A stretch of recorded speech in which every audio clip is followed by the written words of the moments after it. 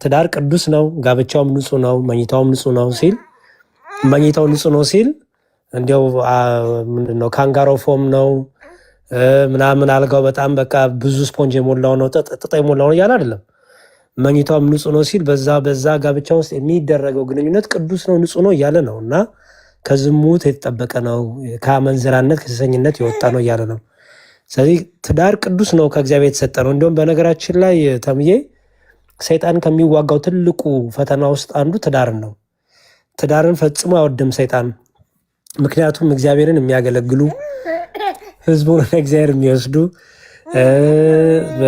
ነገ እግዚአብሔርን ካህናት ሆነው ዲያቆናት ሆነው ዘማሪያን ሆነው አባቶች መነኮሳት ሆነው ጳጳሳት ሆነው የሚያገለግሉት ሁሉ የሚወጡት በትዳር ነው እና ትዳርን ሰይጣን በጣም በጣም ይጠላል። ሰው እንደውም ትዳርን መጠበቅ ያለብን ነገር ቢኖር ትዳርን ነው፣ ከእግዚአብሔር የተሰጠ ቅዱስ ዓላማ ስለሆነ ማለት ነው። እና ጋብቻ 4 ዓላማውን ይላሉ አባቶቻችን፣ 3 ነው ግን 4ኛው ሁሉንም ይጠቀልላል ይላሉ። አንደኛው ዓላማ መተጋገዝ ነው፣ 2ኛው ዘር መተካት ነው፣ 3ኛው ደግሞ ከዝሙት ጾር ለመጠበቅ ነው። 4ኛው ግን የዚህ ሁሉ ጭማቂ ነው፣ ለቅድስና ነው። ትዳር ባይዘው ቅድስና ይመጥ ቅድስና ለምሳሌ አሁን እኔ አግብቻለሁ። አሁን እንግዲህ ከፍ ወዳለው ማዕረግ እንደሄድ ቁልፏ ሴት ናት ማለት ነው፣ ሚስት ናት ማለት ነው። ወደ ቅስናው እንደሄድ ከፍ ወዳለው ማዕረግ እንድደርስ ለበለጠው ከረበሸቻችሁ ይቅርታ፣ በጣም ከረበሸቻችሁ ይቅርታና ከረበሸቻችሁ አሳውቀኝ እሺ ተምዬ ፕሊዝ። አረ በደስታ እግዚአብሔር ያሳድግልህ። እንዲያውም ደስ የሚል ከአንተ በተሻለ የሚያምር ድምፅ ነው እየሰማን ያለ ነው። አዎ ሴት ስለሆነች እንግዲህ ድምፅ አይናት መሰለኝ። እና ቅድስና ነው ጋብቻ እና የዚህ ሁሉ ከዝሙ ከተጠበቅ በነገሮች ሁሉ የምትረዳ የምታግዝ እህት ካገኘ ዘር ደግሞ እግዚአብሔር ፈቅዶ እግዚአብሔር በልጆች ከባረከ የዚህ ሁሉ ጭማቂው ቅድስና ነው እና ወደ ቅድስና ይወስዳል ትዳር።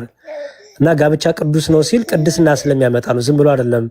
ጋብቻ ቅዱስ ነው የተባለው ወደ ቅድስና ስለሚወስድ ነው። እና ጋብቻ ከእግዚአብሔር ዘንድ ነው፣ ቲክቶክ ላይም አይደለም። ወገብ ቁጥር እግርሽ ቁጥር ስንት ነው እየተባለም አይደለም። ሚስት የሚገኘው ከቲክቶክም አይደለም፣ ከእግዚአብሔር ዘንድ ነው። ባል የሚገኘው ከእግዚአብሔር ዘንድ ነው። ሙቪ ቤት በመግባት ካፌ ለካፌ በመሯሯጥም አይደለም። ጫካ ለጫካ በመዞር በመግባትም አይደለም። በቃ ይሄ ሲባል ደግሞ ሰነፎንን ቤት ቁጭ እንበል አይደለም።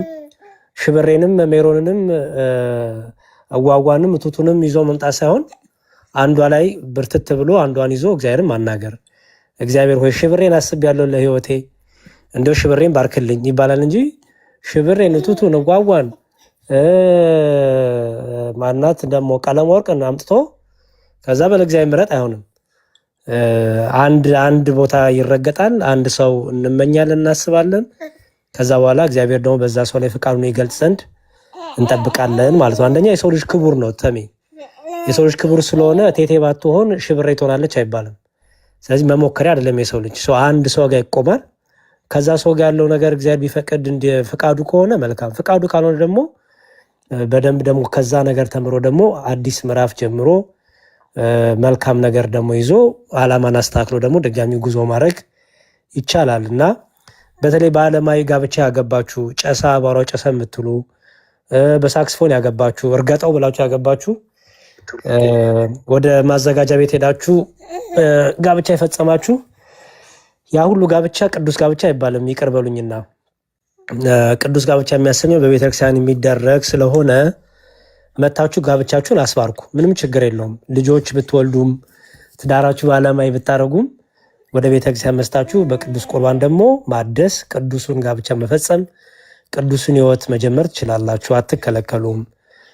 ደግሞ ከመነሻውም ጀምሮ በቅዱስ ስርዓት ያገባችሁ ደግሞ ያንን ጠብቃችሁ ንጽህ ቅድስናን ጠብቃችሁ በዛ ደግሞ መኖር ነው። እግዚአብሔር ደግሞ በዚህ ሕይወት እንድንመላለስ ይርዳን። ተምዋ አመሰግናለሁ። ይቅርታ ካረዘምኩ። ኧረ ዲያቆን ቃለ ሕይወት ያሰማልን። ድንቅ ምክር ነው። እግዚአብሔር አምላክ በሞገስ በጥበብ እግዚአብሔርን በመፍራት ልጅህን ያሳድግልህ። ደስ የሚል ድምፅ፣ የናፈቀን ድምፅና ያሰማ በዚህ ጠዋት ጠዋቱ እንዴ እናንተ የት ከሀገር ወጣ እንዴ? ለእናንተ ነው እንጂ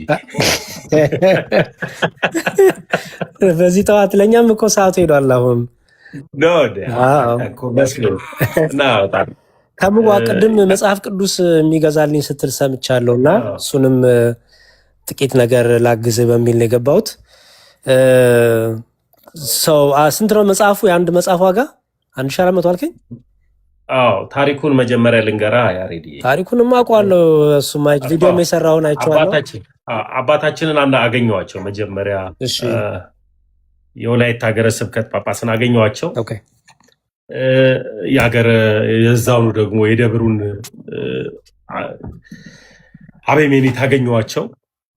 በጣም የሚያሳዝነው ነገር ያሬድያ ልጅ ሲገባ እንዴት መሰለ፣ ከዲያቆናቶች ጋር ተጻጽፎ ነው የገባው። ሲገባ እሳቸው አያውቁም አቤሜኔቱ እና እሳቸው እህል ይዘሩ ነበረ። እዛ ያው ገዳሙ ላይ ትንሽ ማሳ አለቻቸው እዛው ለገዳሙ።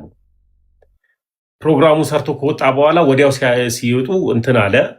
ዞሮ ዞሮ ግን እግዚአብሔር ቢፈቅድ በቋንቋቸው የሚያስተምር መምህር ከቤተ ክህነት ይዘን እንሄዳለን። ያሰብኩት ለሚባል ያማል። ልጁ ማንን ሜንሽን እንዳደረገ አይተኸዋል ያሬድ ቪዲዮ ላይ? አይ አላየሁትም። የልጁን ቪዲዮ ላይ ሌሎችን የተቆረጠን አየሁት።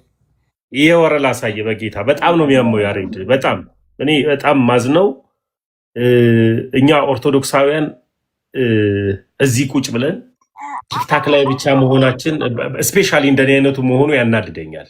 ቤተክርስቲያን መሄድ አለብኝ። ይሄ ነው ልጁ ያሬድዬ። አቤል አይደል? አወኩት። አቤልን አውቀዋለሁ። ይኸው ማንን ሜንሽን እንዳደረገ ይኸው። ይሄ መጽሐፍ አለ መጽሐፉ ያሬድ። መጽሐፉን አይቼዋለሁ። 2 መጽሐፎች አይሰጣቸው የነበረው 1500 መጽሐፍ ከ4ቱ ደብራት የሰበሰብኩት እጂ በስማ 1500 መጽሐፍ። ይሄ መጽሐፍ ቅዱስን ደግሞ ከወር በፊት እነትዝታው ሲሰጡ ነበር ለጎዳና ተዳዳሪዎች። አሳያለሁ በቪዲዮ። መጽሐፉ የፕሮቴስታንት ነው እንጂ የመጽሐፍ ቅዱስ ማህበር እንኳን ያሳተመውም አይደለም። ሲጀመር ያሳተመው አይደለም። ይሄ ልጅን ነው መጀመሪያ ሜንሽን ያደረገ ያሬድ። ይሄ ልጅን ታውቀዋለህ አይደል? ወንድማችን የሁላችንም ወንድም በጣም አስቸኳይ ነው። በእናታችሁ አንድ ይሄ ልጅን ነው መጀመሪያ ሜንሽን ያደረገው። ቀጥሎ ደግሞ ሜንሽን የሚያደርገው ደግሞ እቺ ልጅን ነው። አውቃታለሁ። አሁን በመድኃኒዓለም ይቅርታ አድርግልኝ ያሬድ። እኔ ፕሮቴስታንት ነበርኩኝ አይደለ? ፕሮቴስታንት ቤት ላይ ነብይ ተመስገን ተብዬ ተሹሜያለሁ። መሰረተ ክርስቶስ ደግሞ ወንጌላዊ ብላ ሾማኛለች። ግን እየሰራው ነው የማገለግለው። ዛሬ ኦርቶዶክስ ቤት ጋር መጥቼ ነብይ ተመስገን ወይም ወንጌላዊ ተመስገን ብዬ ብጽፍ አንተ ትቀበለኛለህ ያሬድ? ነውር ነው። እኛ አንቀበልም እንደዚህ አይነት ነገር። የሚገርም ተሜ፣ በእኛ ቤት እንደዚህ አይነት ነገር አይፈቀድምም፣ የለም። እንደዚህ አይነት ህይወት የለንም እኛ። ግማሽ ጴንጤ ግማሽ ኦርቶዶክስ እየሆንን ለኦርቶዶክስ ጴንጤ መስለን ፓስተር መስለን አይዞሽ ይቅርታ ጴንጤ በቃ ቋ አንዴ እሺ፣ ተሜ ቀጥሉ። አልፎዬ አዲስ ደርሶኛል የኔ አባት እና ውዶች፣ መሄድ እፈልጋለሁ። እዛ የሚሄደው ከነገ ወዲያ ነው የሚሄደው። ሲሄድ መጽሐፍ ቅዱሱን እገዛለሁ። ከዛ በኋላ ለአባቶች እሰጣለሁ። እግዚአብሔር ቢፈቅድና ብንኖር ደቡብ ላይ ነው ያሰብነው። ደቡብ ላይ እየሄድን መጽሐፍ ቅዱስ እየሰጠን መጽሐፍ ቅዱስ ሰጥቶ ብቻ መምጣት አይደለም። ኦልሞስት እኔ እንደምታውቁት እንደማናችሁ ምእመን ነኝ፣ እንዲሁም አዲስ ክርስቲያን። ኦርቶዶክስ ከሆንኩኝ 2 ዓመት ያልሞላ ልጅ ነኝ። ግን ደግሞ ቤተክርስቲያኗ ደግሞ ከበቂ በላይ ሊቃውንቶች ከበቂ በላይ በምንፍቅና ላይ ማስተማር የሚችሉ ያስተማሩ እንደኔ አይነቱን ከምንፍቅና የሳቡ ሰዎች አሉ፣ መምህራኖች አሉና መሬት ላይ እነሱን ይዘን ነው የምንሄደው። እኔ የምችለው እግዚአብሔር በሰጠን ሞገስ፣ መደመጥ በሰጠን ሞገስ ላይቭ ከፍታለሁ፣ ትምህርቱን እንድናስተምር። እነሱ ሲያስተምሩ ላይቭን አስተላልፋለሁ። ከዛ በኋላ ቤተክርስቲያኗ ያመነችባቸው መምህራኖች ቀጥቅጠው ያስተምራሉ። መጽሐፍ ቅዱስ እንሰጣለን በቃ እና ይዘን ነው የምንሄደው። እንደ አጋጣሚ ሆኖ ለዲያቆን ራሱ ሀሳቡን ቪዲዮ ከመስራቴ በፊት ጽፌልን ነበር። እሱም በእነሱ ሌሊት ስለነበረ ስላልተነሳ ቀጥታ ቪዲዮ ነው የሰራሁት። አሁንም መጽሐፍ ቅዱስ ልታግዙ የምትችሉ ሰዎች የአንዱ መጽሐፍ ቅዱስ ዋጋ 1400 ብር ነው። እንደ ሀሳብ ከመጽሐፍ ቅዱስ ውጪ ለቤተ ክርስቲያኑ የሚያስፈልገው ወይም ደግሞ ለገዳሙ የሚያስፈልገውን ነገር ከገዳሙ አበምኔትና ከአገረ ስብከቱ ኃላፊ ጋር ሆነን የሚያስፈልገውን ነገር እናደርጋለን፣ እንሰጣለን። በቃ ይሄ ነው። አንድ ሰው ነው አንድ መጽሐፍ ቅዱስ እንዲገዛልኝ የምፈልገው።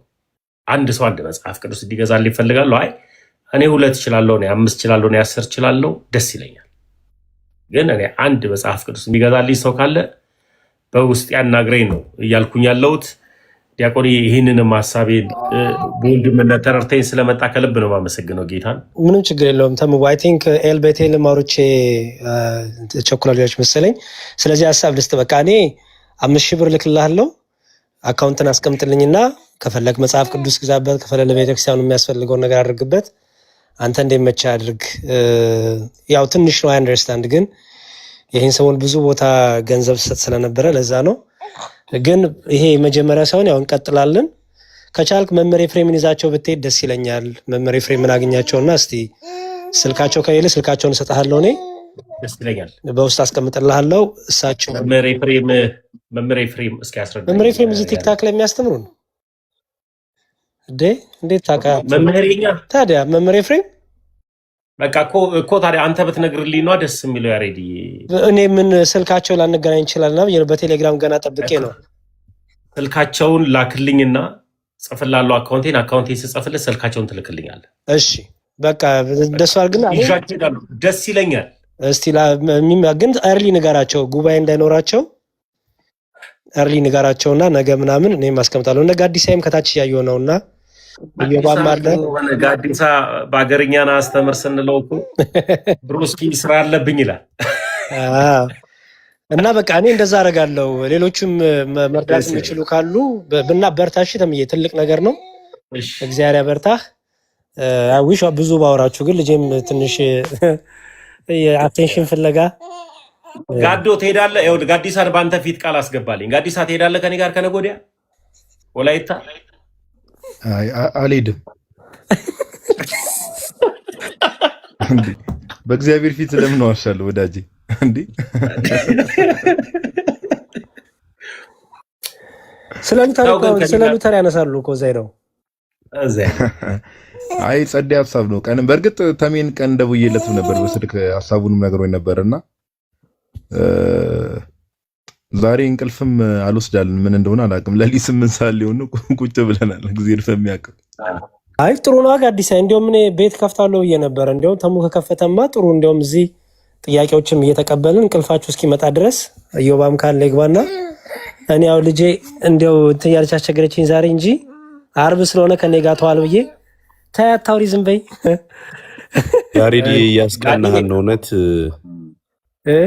ደስ ብሎኛል። እግዚአብሔር ሰላም ናቸው። ሃይ ባቸው ያስቀናል። ቀድሞ አግብቶ ልጅ ሃይ ባቸው እኔ ሃይ እና ሃይ ጋዲ እስኪ ኤልቤቴልን እስኪ ያዋራት እስኪ። ኦርቶዶክስ ፕሮቴስታንት ናት።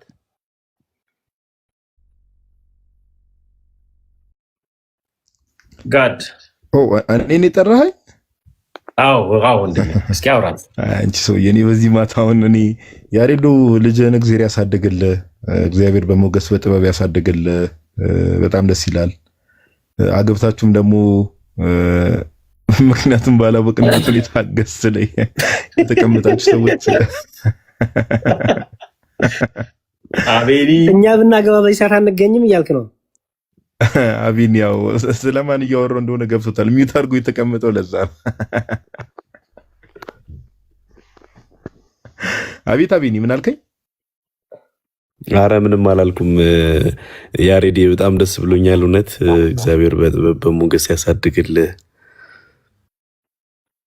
አሜን አሜን። የእግዚአብሔር ይስጥልኝ። አመሰግናለሁ በጣም። እሺ በቃ ጋዲሳ እንቅልፍ እስኪመጣ ድረስ ቀጥሉና ኤልቤቴልም ተቀበላት። በቃ ተምዋኔ እኔ 5,000 ብር አስገባላለሁ። አስቀምጥልኝ። እሺ ሌሎቻችሁ መሳተፍ የምፈልጉ ፕሊዝ ተሜ ሊያረግ ያሰባቸው ነገሮች ስላሉ በውስጥ አውሩት፣ ጻፉለት። እሺ አደራ አደራ። ጋዲሳ ይቀጥል። በቃ በውስጥ ጻፉልኝ። በቃ በቂ ነው። ከዚህ በኋላ ማስታወቂያ ስለማልሰራ ኤልቤቴ ላውሪው እስኪ ጋዲሳ። እሺ ጋዲሳ አመሰግናለሁ። መጀመሪያ የምታወራኝ ነገር ካለ እድል ስጥ። ተባረክ። ይቅርታ ባንቺ አይደለም የሳኩት፣ ኮሜንት ላይ ሜንሽን አድርጎኝ አቤኒ በሚጽፈው ነው። አቤኒ ፍታ። እሺ የታችን ሰላም ላንቺ ይሁን። አይ ቲንክ ፕሮቴስታንት ነሽ መስለኛል ካልተሳሳትኩ። ከልጅነት ጀምሮ ነው ወይስ የሆነ ሰዓት ላይ ነው ፕሮቴስታንት ይሆንሽ? ከጊዜ በኋላ ነው። ሜቢ ስንት ዓመት? 5 ዓመት ምናምን? 6 ዓመት። ኦኬ የሆንሽበትን ኦርቶዶክስ ነበርሽ ማለት ነው? አዎ ኦልሞስት። ኦኬ ምንድነው ላይክ ከኦርቶዶክስ እንድትወጪ ያደረገሽና ከኦርቶዶክስ ቤተክርስቲያን በወጣሽበት ሰዓትስ የቤተክርስቲያኒቷን ትምህርት በደንብ ታውቂ ነበር ወይ የሚለውን ነገር እስቲ ሐሳብ ስጪበት። ግን በውስጥ ባወራ ትንሽ ኢሹ ስላለኝ በውስጥ ለብቻ ባወራ ደስ ይለኛል። ሲቀጥል ደግሞ በውስጥ አወራሃለሁ፣ ጠይቃለሁ፣ እኔ እናንተ እናወራለን። ሲቀጥል ደግሞ በጣም ኦርቶዶክስን አከብራለሁ፣ እወዳለሁ። ቤተሰቦቼ አያቴ መነኩሴ ናት። ከፈለክ ፖስቻታለሁ ታየዋለህ። እና ከዛ ከትልቅ ቤተሰብ ነው የወጣሁት ከአማኝና ትልቅ አክብሮት አለኝ። ኢቨን አያቴ ቤት ስሄድ ጸበል ትረጨኛለች፣ እቀበላለሁ፣ ምናምን ነገር ብዙ ነገር ትልቅ ያደግኩበትም ስለሆነ በጣም እንትን ያለ ነገር ስለሆነ የምቀበለው የምወደው የማከብረው ነገር አለኝ ከኦርቶዶክስ። ገባህ? ኦርቶዶክስን ለመውደድ ግዴታ እዛ ሃይማኖት ውስጥ መኖር የለብኝም። እዚሁ ቤት ሆኜ በጣም የምወደው ከእህቶች የምወደው ነገር አለ፣ ከቤተ ክርስቲያን የሆነ ነገር የምወደው ነገር አለ። ያ ደግሞ እንዳልኩ ቤተሰቦቼ የማየው ነገር ማለት ነው። ከዛ እንዴት ወደ ጌታ መጣሽ ምናምን ለአንተ ለብቻ አወራሃለሁ። አሁን ምንድነው እኔ ፐርሰናሊ ስምሽ ቤተል ነው ስምሽ ወይስ ሙሉ ስምሽ ኤልቤተል? ኤልቤተል ነው ትርጉሙ፣ የእግዚአብሔር ቤት ነው ትርጉሙ። የእግዚአብሔር ቤት። ኦኬ ትርጉሙን በደንብ አውቀዋለሁ ትርጉሙን። እሺ ቴንክ ዩ። ምን ልልሽ ፈልጌ ነው አሁን እኔ ከኤክስፕሬሽን አንፃር ራሱ ብንምሰልሽ ኤልቤተል አንድ ማለት ማማበት ኤክስፕሬሽን አለ። በጌታ የሆንኩበት የሚለው ምን ማለት ነው? በጌታ መሆን ባይት ሰልፍ ራሱ ኤልቤተል። ለምሳሌ ኦርቶዶክስ አሁን ለምሳሌ ኦርቶዶክስ ቤተሰቦች አሉኝ ብለሻል፣ ችግር የለውም። አሁን ዲቴል ለምን እንዲሆንሽ ውስጥ ባልገባም ኦርቶዶክስ ቤተክርስቲያን ኢየሱስ ክርስቶስን ታመልካለች አይደል? አዎ። አሁን እኔ ሐሳብ እንደ ልቤ መስጠት አልችልም። ቅድም በጣም ሰዎች ሲሰድቡኝ ምናምን ሲሉኝ ነበር። ገባ? አሁን የሆነ ነገር ብናገር ታውቀዋለህ። እኔ ደግሞ ለምን አይ ምንም እኔ እንጃ። እኔ የሚሳደብ ሰው ኤኒዌይስ ችግር የለውም። አንቺ ኮንፈርት የሚነሳሽ ነገር ሲሉኝ ነበር። እኔ ግን ያው ከትልቅ ፍቅር ጋዲሳይ ኮመንቱ ረብሾች ከሆኑ ኮመንቱ ይጥፋልሽ። የኮመኔ ኮንዶን ቤተሰብ አጠገብ ሆነሽ ማውራት ማትሽ መስሎኝ ነው እንጂ ኮመንቱ ከሆነ ባዛር ያደረገሽ ኮመንቱን አጥፋላትና ጋዲሳንማ በውስጥ ለብቻሽ ጋዲሳይንማ በውስጥ ለብቻሽ አታውሪም። ስቀል ነው። ለማንኛውም ያው በቃ ኮመንቱ ይጥፋልሽና ፎከስ አድርገሽ እግዚአብሔር ቢፈቅድ ከቤተክርስቲያን ወደ ቤተክርስቲያን እንድትመለሽ ነው የኛ ዓላማ። ትልቁ ዓላማችን እሱ ነው። ስለዚህ ወደ ቤተክርስቲያን ደግሞ እንድትመለሽ ደግሞ አጠገብሽ ማውራት የምትችይበት ሁኔታ ካለ ማንም ከሌለ ምንም ጋዲሳንም በውስጥ አውራኝ ብሎ ጊዜ መጠበቅም አይጠበቅብሽም። አልነስ የማይመቹት ካልሆንሽ በስተቀር። ኧረ እኔ ይመቸኛል፣ የሰውን ምላስ ስለምፈራ ችግር ምላስ ምን አንቺ እንደውም ድምፁን የምታወሪበትን ገስት ይዘሻል እኮ። ኮመንት ላይ ጽሁፍ ነው ሰው ይሄን ያለን ቦታ አትስጩ። ኮመንት ላይም ፎከስ አታድርጊ። አሁን ከጋዲሳይ ጋር ረጋ ብለሽ እያንዳንዱ ነገር አስረጁ። ለምን እንደወጣሽ ያለሽን ጥያቄዎች ጠይቂው፣ ያስረዳሻል። ከዛ ይቀጥላል ማለት ነው። ጋዲሳይ አይመስልም? ይቻላል፣ ችግር የለውም። መጀመሪያ ምክንያቷን እንስማውና ኤግዛክትሊ ለምሳሌ ከቤተክርስቲያን ለምን ወጣሽና ቀደም ኤልቤተል እንዳልኩሽ ምንድነው አሁን በጌታ የሆንኩበት የሚለውን አገላለጽ ነው። አሁን ከኤክስፕሬሽን አንፃርም ሲጀመር የምቀበለው ኤክስፕሬሽን አይደለም። ሰው ሲጀመር ባይ ዲፎልት ቤተክርስቲያን ውስጥ ባለበት ሰዓት ላይ ክርስቲያን ነው። እኛውን ኦርቶዶክሳውያን ክርስቲያኖች እንባላለን። ክርስቲያን የተባልነው ደግሞ በክርስቶስ ኢየሱስ ነው እና እኛ በክርስቶስ ነን ኦልሬዲ። እና በጌታ የሆንኩበት የሚለው አገላለጽ ትንሽ እንትን ይላል። ኤኒዌይስ እስቲ ኤክስፒሪየንስሽን ንገሪኝ፣ ምንም ሳትጨናነቂ አጠር አድርገሽ በዚህ ምክንያት ነው ከቤተክርስቲያን የወጣሁት የሚለውን ነገር እሱን ኤክስፒሪየንስሽን ብትነግሪኝ ደስ ይለናል። እሺ፣ ያው መጀመሪያ አጎቴ ነበር እኔን ያሳደገኝ። አጋጣሚ እናትና አባቴም እያሉ አጎቴ ነው ለእኔ በቃ ትልቅ የሆነ አስተዳደግ አለ። ብቻ እሱ ነው ተረክቦ ያሳደገኝ። ግን እሱ ሃይማኖት ጋር ተጽዕኖ ያደረግብኝ። መጀመሪያ ኦርቶዶክስ ስለነበርኩኝ እምነትሽን ማለመቀየር ትቻያለሽ እንደፈለግሽ ምናምን የሚል መብት ይሰጠኝ ነበረ። ከዛ ግን እንድጸልይ እግዚአብሔርን እንድፈልግ ሁሌ እንትን ይለኝ ነበር እና መጽሐፍ አስቴርን አነበብኩኝ። ዮሐንስ ወንጌል ጋር አንድ ቃል አየሁኝ፣ ወላጅ እንደሌላቸው ልጆች አልተዋችሁም የሚል አለና እሱን አንድ አነበብኩ በግሌ። እግዚአብሔር ተናገረኝ እና ጌታ ሆይ ወላጅ የሌለው ልጅ ምን ይመስላል ምናምን ብዬ ኮምፔር አደረግኩኝ እና በጣም ኢሞሽናል ሆንኩ፣ አለቀስኩኝ። ከዛ ወዲያውኑ ከአንዳንድ እግዚአብሔር አባት ሆኖ ተረከበኝ። ኢሞሽናል ትንሽ ያደርገኛል እና ኦርቶዶክስ ቤተክርስቲያን ባለሁበት ሰዓት እንትን ሲሄድ ቅዳሴ እሰማለሁ፣ እንበረከካለሁ፣ ጸልያለሁ፣ ግን አይመለስልኝም። እንዴት ብዬ ላስረዳ? ዲቴይል በቃ ስለ እግዚአብሔር አባትነት እንትን አይልም እና ምንድነው ወላጅ የሌለው ልጅ ምናምን ስል በቃ እግዚአብሔር አባት እንደሚሆን እና ይሄ ነው አንድም እኔ ማንም ሰብኩኝ ሳይሆን በቃ ዮሐንስ ወንጌልን ሳነብ ቀጥታ እግዚአብሔር ጋር ያለኝን አታችመንት አደረግኩኝ፣ ወሰንኩ ለመቀበል። ከዛ ለአጎቴ ስነግረው እንደዚህ አይነት ቃል አገኘው ስለው ወዲያውኑ ተንበርክኬ ጌታን ተቀበልኩኝ። ከአባትም በላይ እናትም ወንድምም እህትም ሆኖ ያዘኝ ማለት ነው። እንደ እህት ደብቆ ያጎርሰኛል፣ እንደ ወንድም መከታ ይሆነኛል፣ እንደ አባት ደግሞ በቃ እንድፈራ መጠጊያ ሆኖኛል ማለት ነው። ስለዚህ ምንም ሳይሰማኝ በቤቱ አደግኩኝ። ይሄ ነው በቃ። ኦኬ አሁን እታችን ኤልቤቴል አሁን የተናገርሽው ነገር ላይ ምንድነው አንድ ኖቲስ ያደረግኩት ነገር፣ ለምሳሌ አሁን ይሄ ሞሮፍ ወይ ቴዎሎጂካል ነገር ስነ መለኮታዊ ነገር ወይ ትምህርታዊ ነገር አይደለም። አሁን አንቺ ነገርሽ ነገር ሞሮፍ ፐርሰናል ኤክስፒሪየንስ አለ አይደለ? ሰዎች ከራሳቸው ፐርሰናል ኤክስፒሪየንስ ተነስተው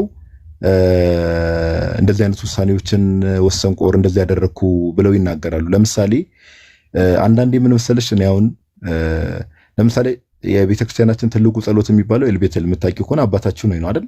ኦርቶዶክስ ቤተክርስቲያን ውስጥ አባታችን ሆይ ብለን መጸለይ የቻልነው ራሱ ባይ ዲፎልት አሁን ለዛ ነው። አንዳንዴ ቤተክርስቲያንን በደንብ ቀርበን ብናውቃት በጣም መልካም ነው ብዬ አስባለሁ። ለምን አሁን አንቺ ፊል ያደረግሽውን አይነት ኤክስፒሪየንስ በቤተክርስቲያን ውስጥ ሆኖ በጣም ብዙ ሰዎች ፊል ያደርጋሉ።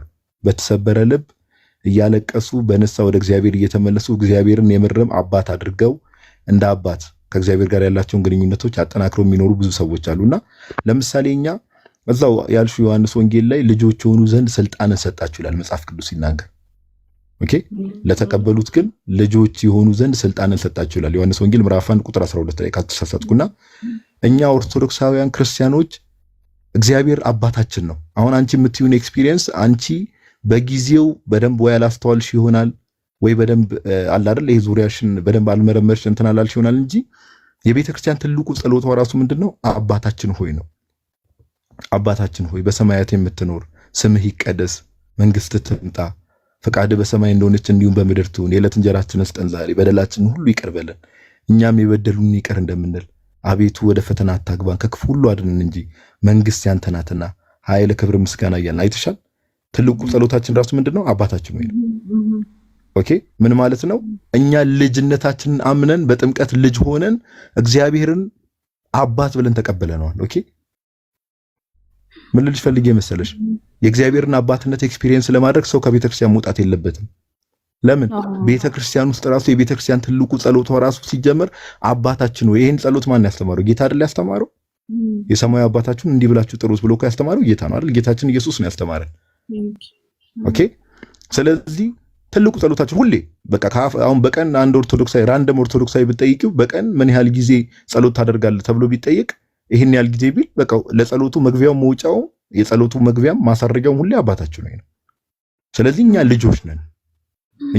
አሁን እኛ ቤተክርስቲያን ውስጥ ያለን አሁን አንቺ ፊል አደረግኩት እንደዚህ አይነት ስሜት ተሰማኛል ሽው ነገር እኛ ክርስቲያኖች ኦልሬዲ እግዚአብሔር አባታችን ነው ኦኬ እግዚአብሔር አባታችን ነው። አባታችንም ስለሆነ ሁሌ አባታችን ሆይ እያልን በተደጋጋሚ እንጠራዋለን።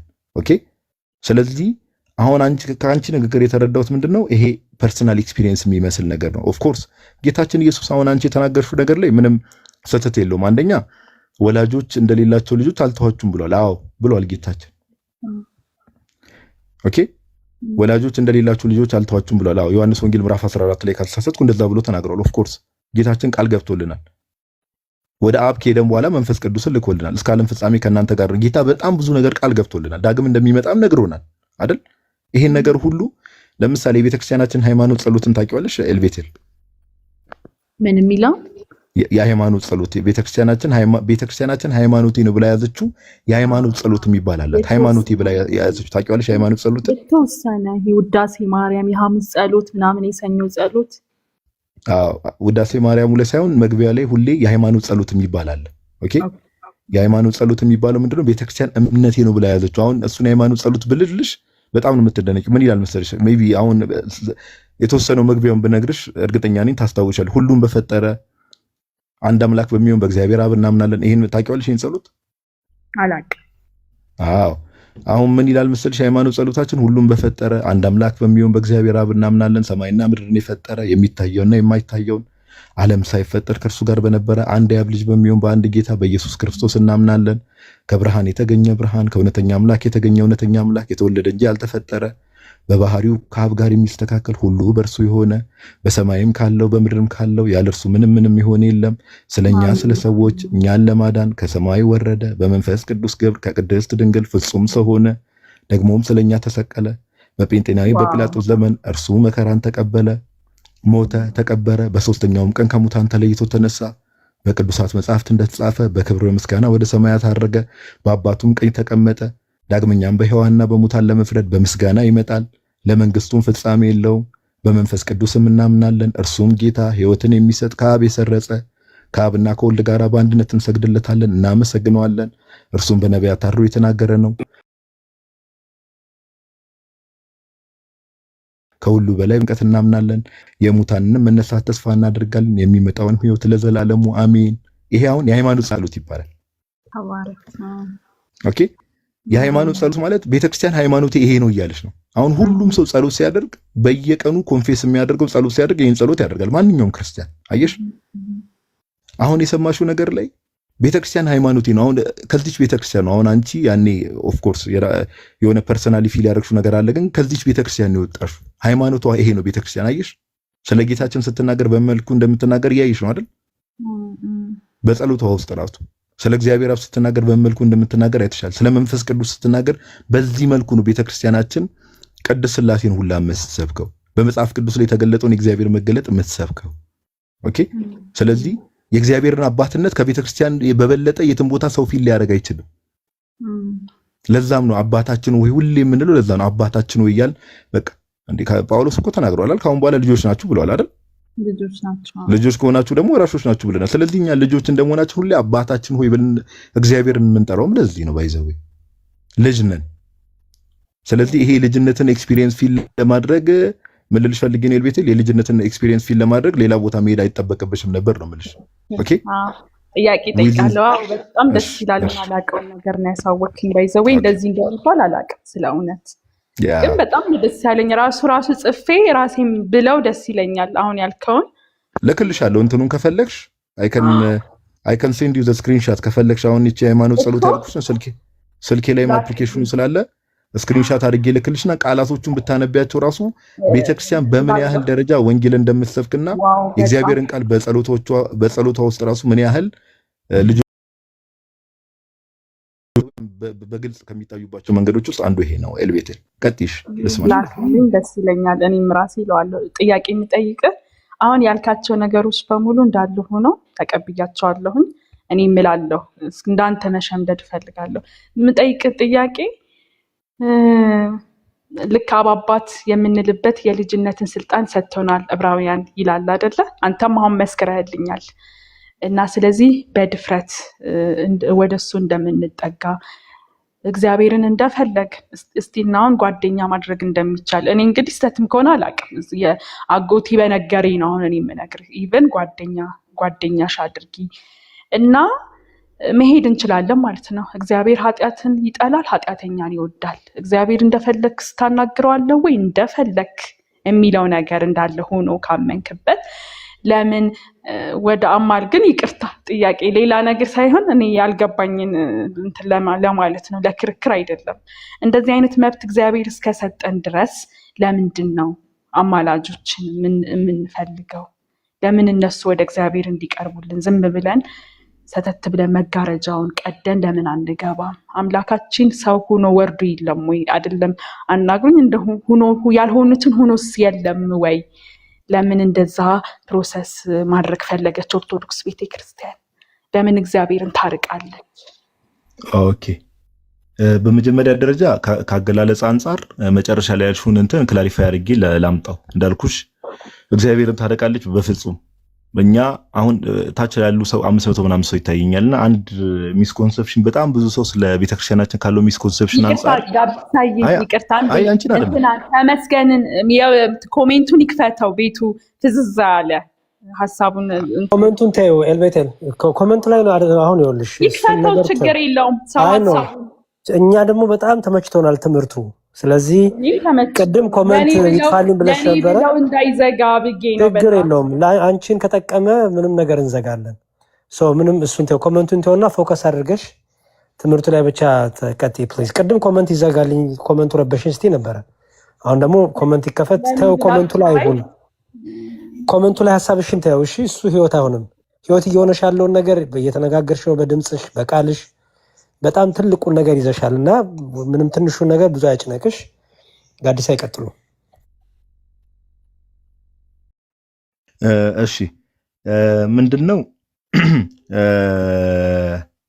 አንድ በመጀመሪያ ደረጃ ክላሪፋይ ማድረግ የምፈልገው ነገር ምንድነው፣ ብዙ ሰዎች ስለ ቤተክርስቲያናችን ካላቸው ሚስኮንሰፕሽን ውስጥ አንዱ ምንድነው ቤተክርስቲያናችን ትልቁ ጸሎቷ አባታችን ወይም የሃይማኖት ጸሎትን በሉት መዝሙረ ዳዊት እነዚህ ናቸው ትላልቅ የሚባሉ ጸሎቶቿ። ኦኬ ከእግዚአብሔር ጋር ነው ቀጥታ የሚደረግ ግንኙነትም ሆነ እግዚአብሔር አባታችንም ነው። ለዛ አባታችንም ስለሆነ የምርም አባትም ስለሆነ በሚገርም ሁኔታ እንደው ያው ብዙ ጊዜ የቤተክርስቲያን አባቶች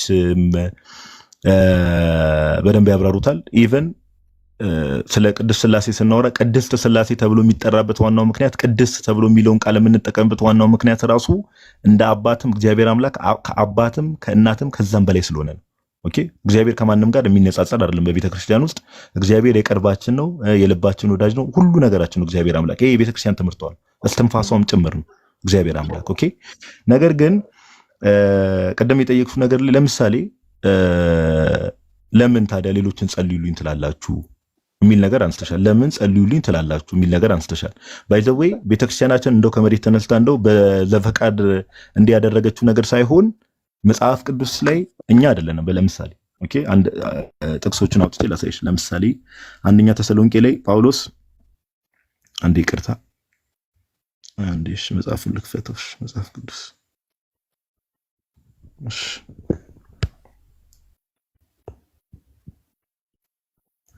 አንደኛ ተሰሎንቄ ይቅርታ ምዕራፍ 5 ቁጥር 25 ላይ እንዲህ ብሎ ይናገራል። ካሜራ ይታያል ብዬ አስባለሁ። ይታያል አይደል? ኤልቤተል ይታያል። አዎ ለምሳሌ ጳውሎስ ኦልሬዲ የዳነ ሰው ነው። በጣም ታላቅ የሆነ ሐዋርያ ነው። ታላቅ የሆነ አገልጋይ ነው። በወንጌል ስብከት በጣም ስለ ክርስቶስ ኢየሱስ ብዙ መከራ የተቀበለ አገልጋይ ነው። ለምሳሌ ጳውሎስ ጥቅሶቹን መያዝ ካለብሽ ያዢ። አንደኛ ተሰሎንቄ ምዕራፍ 5 ቁጥር 25 ላይ ምን ይላል? ወንድሞቹ ስለኛ ጸልዩ ይላል አይደል? ኤልቤተር ወንድሞቹ ስለኛ ጸልዩ፣ ከወንድሞች ሁሉ ጋር በተቀደሰ አሳሳም በሰላምታ ተሰጣጡ።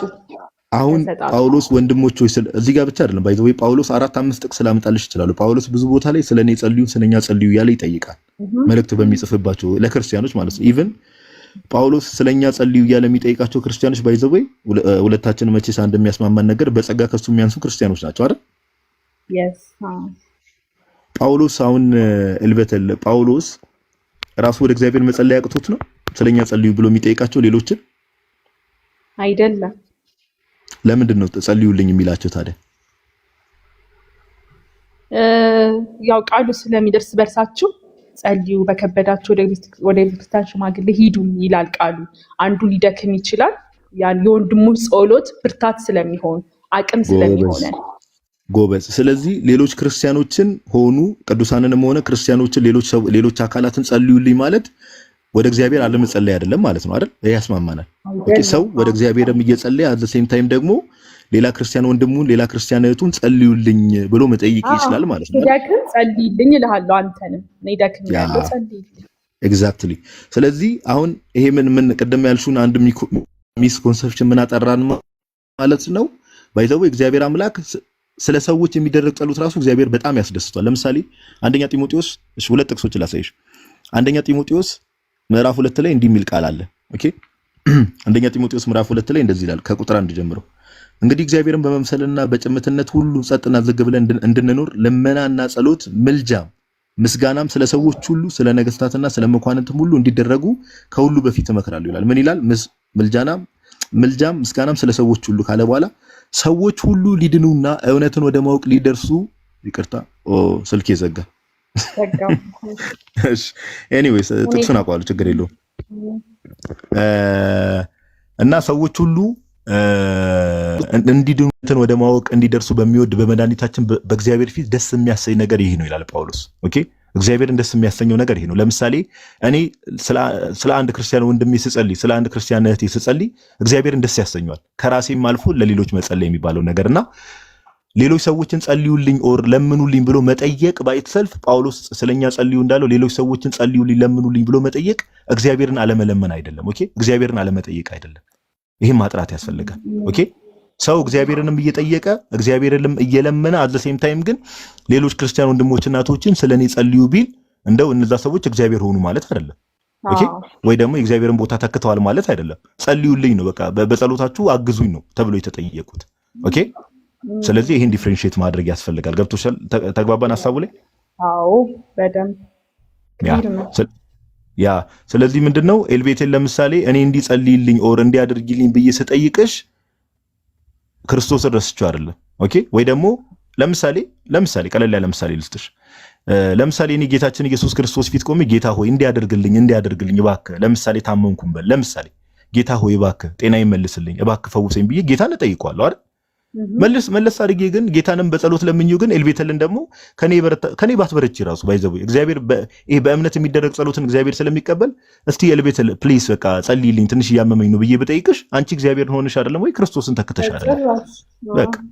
ስለዚህ ከዚህ አንጻር ነው ጸሎት የምንለውም ነገር እግዚአብሔር ከኛ ሩቅ ሆኗል ብለን አምነን አይደለም። ሌሎች ቅዱሳንንም ሆነ ሌሎች ክርስቲያኖችን ጸልዩልን የምንላቸው እግዚአብሔር ከኛ ሩቋል ብለን ስለምናስብ ሳይሆን እግዚአብሔር ደግሞ በተለይ ለሱ ቅርብ የሆኑ ሰዎች አሉ አይደለ? እግዚአብሔር የሚወዳቸው ሰዎች አካሄዳቸውን በእግዚአብሔር መንገድ ያደረጉ ሰዎችን የእነሱን ጸሎትና ልመና ከሌሎች ሰዎች በበለጠ እግዚአብሔር ስለሚሰማ ነው። ባይዘው ይቀበላል እግዚአብሔር። መጽሐፍ ቅዱስ ላይ ባይዘው ብዙ ታሪክ ማንሳት እንችላለን አይደል? ለምሳሌ የሙሴን ታሪክ ማንሳት እንችላለን አይደል? ሙሴ ለምሳሌ ለእግዚአብሔር ቅርብ መዝሙር 105 ጥቅሱን ያዡ ከፈለግሽ መዝሙር 105 ቁጥር 23 ላይ ሙሴ በእግዚአብሔር ፊት ባይቆም ኖሮ ሕዝበ እስራኤል በጠፉ ነበር ይላል መዝሙረኛው ዳዊት። ሙሴ በእግዚአብሔር ፊት ቆሞ ጌታ ሆይ እባክህ እንዲያታደርግባቸው እባክህ ታገሳቸው እያለ ያው የሕዝበ እስራኤልን ታሪክ እናውቃለን። በእግዚአብሔር ፊት ቆሞ ባይለምን ኖሮ እነዛ ሰዎች በጠፉ ነበር። የኢዮብን ታሪክ እናውቀዋለን አይደል? ለምሳሌ መጽሐፈ ኢዮብ ምዕራፍ ጥቅሶቹን ያዣቸው ከፈለግሽ መጽሐፈ ኢዮብ ምዕራፍ 42ንም ማንበብ ትችያለሽ። ጓደኞቹ በበደሉ ሰዓት እግዚአብሔር አምላክ ለጓደኞቹ ተገልጦ እግዚአብሔር አምላክ ምንድን ነው ያላቸው? ወደ ባሬ ወደ ኢዮብ ሂዱ፣ እሱ ስለእናንተ ይጸልያል፣ ጸሎቱን ፊቱን እቀበላለሁ ነው ያላቸው። ለምሳሌ ኦኬ፣ ምን አለ መሰለሽ በእግዚአብሔር ዘንድ ኤልቤቴል አንድ መቀበል ያለብን ፋክት ኦኬ፣ አቢኒን በትልቁ አድርገው ተሜ ካለህ ማለት ነው። ላፕቶፕ እየከፈተ ስለሆነ እሺ፣ መጽሐፈ ኢዮብ ምዕራፍ 42 ነው። አቢኒ እየከፈትከው? yes 42 ስንት ነው? ኦኬ፣ በትልቁ ኮንክ ጥሩ። በቃ ቁጥር 8 ላይ ከቁጥር 1 ጀምሮ ታሪኩን ቁጥር 8 ላይ ያለውን በቃ ቁጥር 8 ላይ አቢኒዬ። አዎ ምን ይላል መሰለሽ? ስክሪኑን ተመልከቼ ኤልቤቴል ያው የኢዮብ ጓደኞች በድለው ነው እንግዲህ እግዚአብሔር ላይ የሆነ እና ቁጥር 8 ላይ ምን ይላል? አሁን እንግዲህ 7 ወይፈኖችና 7 አውራ በጎች ይዛችሁ ወደ ባሪያዬ ወደ ኢዮብ ዘንድ ይላል እግዚአብሔር አምላክ ሂዱ፣ የሚቃጠልን መስዋዕት ስለራሳችሁ አሳርጉ፣ ባሪያዬ ኢዮብም ስለናንተ ይጸልያል። ከዛስ ኦኬ እኔም እንደ ስንፍናችሁ እንዳላደርግባችሁ ምን አለ? ፊቱን እቀበላለሁ አለ አይደል? አሁን ለምሳሌ በዛ ሰዓት ላይ የኢዮብ ጓደኞች ጋር እኮ ምሳሌ የኢዮብን ጓደኞች እግዚአብሔር ቀጥታ እያናገራቸው ነው አይደል? ኤልቤተል እግዚአብሔርን ቀጥታ እኮ ይቅር በል ማለት ይችላሉ አይደል? ይችላሉ። እግዚአብሔር ግን ምን አላቸው? አይ ወደ ባሪያዬ ወደ ኢዮብ ሂዱ፣ እሱ ስለናንተ ይጸልያል፣ ፊቱን እቀበላለሁ አላቸው። ቴንክ ዩ። ኦኬ ስለዚህ ምን ልልሽ ፈልጌ ነው ይሄ ሰዎች ስለኛ ጸሎት አድርጉልን ወይ ደግሞ ኢቭን እኛ ሰዎችን ጸሎት አድርጉልን ሳይሆን እግዚአብሔር አንዳንዴ ወደ ሰዎች ይመራናል ጸሎት እንዲያደርጉልን። ሰዎች ደግሞ ቃሉን ስለሚል አቢን ያዕቆብ መልእክት ምዕራፍ 5 ክፈትልኝ። ባይዘው ጸሎት ስለ ሰዎች የሚደረግ ጸሎት ኢቭን የኃጢአት ስርየትን እንደሚያሰጥ መጽሐፍ ቅዱስ ላይ ያሳይሻለሁ። ኤልቤቴል የያዕቆብ መልእክት ምዕራፍ 5 ላይ እሺ ጃፓንኛውን መጽሐፍ ቅዱስ እንዳከፍት እባክህ ኩጎ ያኩ የሚለውን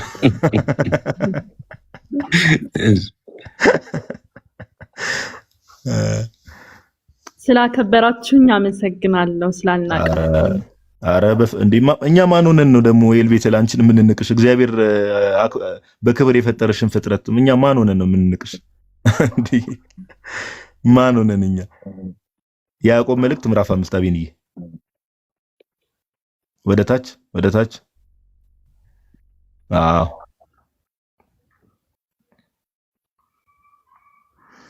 ከቁጥር 14 አካባቢ ወረድ በልልኝ።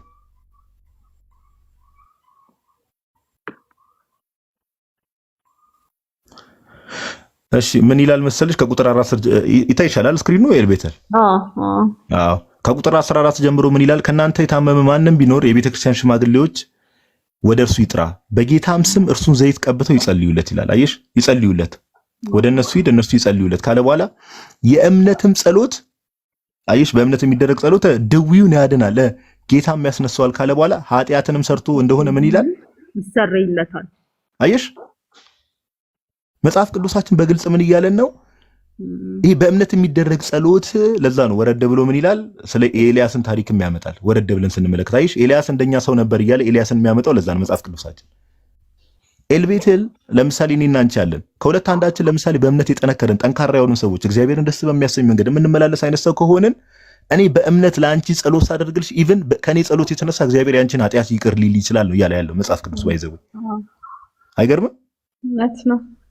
ስለዚህ ታዲያ ይሄን የመሰለ በረከት ይሄን የመሰለ ጸጋ የምናገኝበትን ነገር ጸልዩልኝ ብሎ መጠየቅን እንዴ እንደውም እየቸኮልን ነው እንደውም ሰዎችን ስለኔ ጸሎት አድርጉ ማለት ያለብን። እውነት ነው። አይደል? አይኑ ለበራ ሰው ኤግዛክትሊ። እና ለዛ ነው አሁን አንድ ምሳሌ ልስጥሽ። እግዚአብሔር አምላክ ደግሞ በጣም በሚገርም ሁኔታ እዚሁ ላይ እንዳለ ኤልያስ እንደኛ የሆነ ሰው ነበር ይላል አይደል? ዝናብ እንዳይዘንብ አጥብቆ ጸለየ፣ በምድርም ላይ 3 ዓመት ከ6 ወር አልዘነበም ይላል። አየሽ፣ ኢማጂን ኤልያስ በእግዚአብሔር በጣም የተወደደ ነብይ ስለነበር በዛ ጊዜ በእግዚአብሔር የተወደደ አገልጋይ ስለነበረ ጸሎት ጸለየ፣ 3 ዓመት ከ6 ወር ዝናብ ዝም አለ። እግዚአብሔር አይተሻል። በጣም ለሱ የሚታመኑ ሰዎችን ለሱ ቅርብ የሆኑ ሰዎችን እርሱን በመውደድ በቅድስናና በጽድቅ የሚመላለሱ ሰዎች ምን ያህል እንደሚሰማቸው አየሽ። ኢቭን ሁላ የሚገርመው ነገር 3 ዓመት ከ6 ወር ዝናብ ከቆመ በኋላ ድጋሚ ሲጸልይ ነው ዝናብ የመጣው። ባይዘው እግዚአብሔር እንደው አይ በቃ ኤልያስ አንተ አንዴ ሰማዩን ዘግተከዋል ከዛ በኋላ በቃ ራሴ ከፍተዋል አላ አይደለም። እግዚአብሔር ያለው መልሶ ኤልያስ ድጋሚ እስኪጸልይ ነው የጠበቀው እግዚአብሔር አምላክ። አየሽ፣ ሁለተኛም ጸለየ ይላል አይደል? ከዛ ሰማይም ዝናብን ሰጠ፣ ምድሪቱን ፍሬዋን አበቀለች ይላል። አየሽ፣ ዋው። እና ምን ልልሽ ፈልጌ ነው እነዚህ ቅዱሳን የሚባሉት በተለይ አሁን ለምሳሌ እኔና አንቺ እውነት እናወራ ከተባለ ሁላችንም ራሳችንን እናውቅላ ዓለም ላይ ያለን ሰዎች ነን አይደል? ድካም አለብን፣ ብዙ በደል አለብን፣ እንሰራለን፣ እንወድቃለን፣ እንነሳለን ምናምን።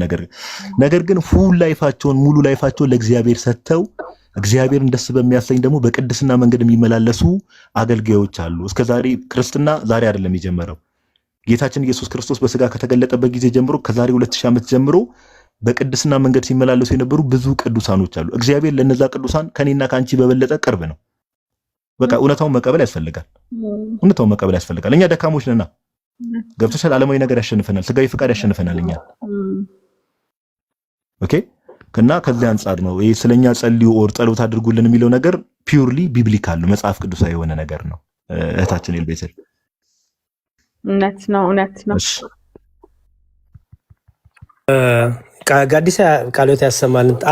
አንዲት ጥቂት ነገር ልንገርሽ ኤልቤቴል። በመጀመሪያ በጣም ስለመጣሽ ደስ ብሎናል፣ ስላገኘንሽም ደስ ብሎናል። ምክንያቱም ብዙ ቤተክርስቲያንን ሳያውቋት የወጡ እህቶችና ወንድሞች አሉ እና ቤተክርስቲያንን ደግሞ ቢያውቋት አያውጡ ነበር ብለን እናምናለን እና ምክንያቱም እኛ አውቀናት ትክክል ናት ብለን ይዘን ቁጭ ነናል። ለምንጠይቀው ጥያቄም እንደዚሁ እንደምታይ መልስ እየሰጠን ነው። ሰው ቤተክርስቲያኗ ትልቋ የተዋሸው ውሸት መሰለሽ? ቅድም እንዳልሽው ልክ እግዚአብሔር ላይ ጨመሩ። እግዚአብሔር በቃ በእግዚአብሔር ላይ ቀጥታ መጸለይ ሲችሉ ግን እነሱ አይጸልዩም የሚል ነገር ብዙ ጊዜ ውሸት ይዋሻል እና ይህ ውሸት ነው። ኢቭን ቀጥታ እንኳን እግዚኦ መሐረነ ክርስቶስ ኢየሱስ ክርስቶስ ሆይ ማረን እያልን አመት ሙሉ እንጸልያለን። አይሹ ይሄን ከመጸለይ ምንም የሚያግደን ነገር የለም። ግን ቤተክርስቲያን የክርስቲያኖች ህብረት አይደለች አይደል? ቤተክርስቲያን በሰማይም በምድርም ያለችው ቤተክርስቲያን የክርስቶስ አካል የሆነችው ቤተክርስቲያን የክርስቲያኖች ህብረት ናት። በክርስትና ህይወት የሶሎ ህይወት የለም፣ የብቸኝነት ህይወት የለም። አይዞሽ እና የብቸኝነት ህይወት የለም። ለምንድነው የብቸኝነት ህይወት የሌለው መሰለሽ? ህብረት አለ። በቃ ጌታችን ኢየሱስ ክርስቶስ እስከ ዓለም ፍጻሜ ከእናንተ ጋር ነኝ ብሎ ሐዋርያትን ሲያርግ ሐዋርያት እንደዛ ሲላቸው ሐዋርያት እኮ በስጋ የሉም አይደለ? ግን እስከ ዓለም ፍጻሜ ከእናንተ ጋር ነኝ አላቸው አይደል? እሺ በቃ ህብረትን ያሳያል። ያ በሐዋርያቱ የተመሰረተችው አንተ ጴጥሮስ አለት ነህ፣ በአንተ አለትነት ቤተክርስቲያን እሰራታለሁ ያለ ኢየሱስ ክርስቶስ ያ በሐዋርያትና በነቢያት የቆመችው ቤተክርስቲያን የማዕዘኑ ራስ ክርስቶስ የሆነላ ቤተክርስቲያን አይሹ ህብረት አላት በውስጧ። እኛ እንጨመራለን መተን እንዲያውም የሐዋርያት ሥራ ምዕራፍ 2 ላይ ምን እንደሚለው መሰለሽ? ይጨመሩ ነበር ነው የሚለው። ብዙ ነፍሳትም ይጨመሩ ነበር ነው የሚለው። አሁን መጨመር ማለት ነው። መጨመር ማለት ኦልሬዲ ኤግዚስት የሚያደርግ ነገር አለ፣ እዛ ላይ ነው የምትገቢ ማለት ነው አይደል? በቃ እሺ መጨመር ነው። ተጨመርሽ ማለት ኦልሬዲ ህብረት አለ፣ ህብረት ውስጥ ነው የምትገቢ ማለት ነው አይደል? ድል የነሱ የቅዱሳን ህብረት አለ፣ የሰማዕታቱ አለ፣ የጻድቃኑ አለ፣ የደጋግ አባቶች አለ፣ የህፃናት፣ ይሄ ሁሉ የመላእክቱ ህብረቱ ያለበት ነው ቤተክርስቲያን ስንል። ስለዚህ እዚህ ቤተክርስቲያን ውስጥ ህብረቱ ያስፈለገበት አንደኛ ትልቁ ነገር ምንድነው? መተጋገዝ ስላለ ነው። አንደኛው ብልት አንደኛውን ብልት ያግዛል። የከበረው የበረታው የደከመውን የወደቀውን ያግዛል። ኦኬ ይሄን ደግሞ እንዲያግዙን ፈቃዱ ነው እግዚአብሔር። እንኳን ሰው አይደለም መላእክት እንኳን እንዲያግዙን እግዚአብሔር ፈቃዱ ነው። ኢቭን በመተጋገዛችን እንኳን መተጋገዝ እንዳለ የምታውቂው አቤንዬ ምን ታደርጋለህ መሰለ? ይኸውልሽ ያው ሐዋርያት ሥራ ምዕራፍ 2 ቁጥር 41 አወጣልሽ።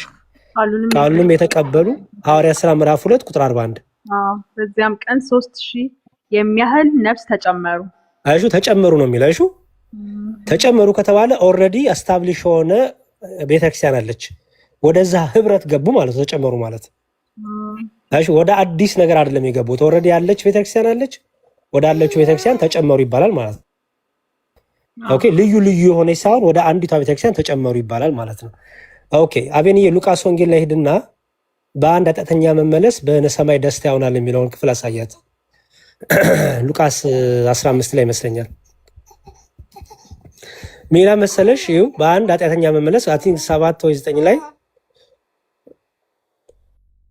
እሺ አይሾ ያው እንዲሁ ንስሐ ምን ይላል? ይው አንብቤው እንዲሁ ንስሐ ከማያስፈልጋቸው ከ99 ጻድቃን ይልቅ ንስሐ በሚገባ በአንድ ኃጢአተኛ በሰማይ ደስታ ይሆናል ይላል። አይሹ አስተውይ። አሁን ኤልቤተል እህቴ በሰማይ ሲል በሰማይ የሚኖሩ አሉ አይደል? በሰማይ ደስታ ይሆናል ሲባል በሰማይ ባሉ ዘንድ ማለት ነው አይደል? በሰማይ ደግሞ ማን ነው የሚኖረው? ሩጫቸውን የጨረሱ ቅዱሳን አሉ አይደል? መላእክቱ አሉ አይደል? በጣም ጥሩ። ይሄ ሁሉ በሰማይ ያለው ህብረት በምድር ያለው ለምሳሌ አንቺ ዛሬ ንስሐ ብትገቢ በሰማይ ደስታ ይሆናል። ኦኬ በሰማይ ብቻ ነው ግን ደስታ የሚሆነው? በምድርም እኮ እኛ ደግሞ እንዘምራለን። አይሹ በሰማይ የሚደረገውን በምድር አደረግነው፣ በምድር የሚደረገው በሰማይ የተደረገ ነው። ለምንድን ነው አንድ የሆነው ብትይኝ፣ ያችን በሰማይም ያለችው ህብረት በምድርም ያለችው ቤተክርስቲያን ህብረቷ አንዲት ናት ማለት ነው። አንዲት ስለሆነች አካል ስለሆነች በሰማይ በምድር ላይ አንድ ሰው ንስሐ ሲገባ ከብልት መሃል ንስሐ ስለገባ ከወደቀበት ስለተነሳ ያ ብልት አይሹ ወደ ክብር ስለመጣ ሁሉ ብልቶች አብረው ደስ ይሰኛሉ ማለት ነው። ኦኬ ይሄ ብልት ንስሐ ባይገባስ ቢወድቅስ በቃ እስከነጭራሹ ንስሐ አልገባም ብሎ እንዲያው በአመጽ ቢቆይስ በሰማይ ደስታ ይሆናል ወይስ ሐዘን ይሆናል? ሐዘን ነው። ጎበዝ። ሐዘን ከሆነ ምን ይሆናል? በሰማይ ደስታ ሲሆን ዝማሬ ካለ፣ በሰማይ ደግሞ ሐዘን ከሆነ ምን ያደርጋሉ ማለት ነው? ስለዛ ሰው ቀላል ነው በጣም። ንስሐ ሲገባ በሰማይ ተዘመራል አይደል? ኦኬ ይሄ ሰው ሐዘን ከሆነስ እኮ ምን ይሆናል? ለቅሶ። ለቅሶ ማለት ምንድን ነው? ለዛ ሰው መጸለይ አይደል? በቃ ይሄ እኮ ነው። ሐዘን ከሆነ ምን ይሆናል ስልሽ ለቅሶ። ይሄ አሪፍ መልስ ነው። ሰው ልክ ንስሐ ሲገባ ሲደሰቱ ከዘመሩ ደግሞ ንስሐ ባይገባ ደግሞ ቢያብልት በዛ ቢሰቃይ ደግሞ ቢሰቃይ ማለት ንስሐ ባይገባ በኃጢአቱ ቢያምጽ ቢቀጥል በሰማይ ምን ይሆናል? ሐዘን ይሆናል ማለት ነው። ያ ሐዘን ደግሞ ምን ያመጣል? ማንም ያዘነ ቢኖር ይጸልይ አይደለም የሚለው።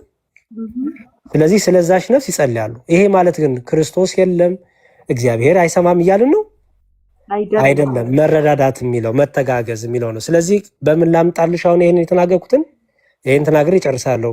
አንደኛ ቆሮንቶስ ላይ ሄድና አቤንዬ ስለ ብልቶች የሚያወራውን አንዴ እናሳያት።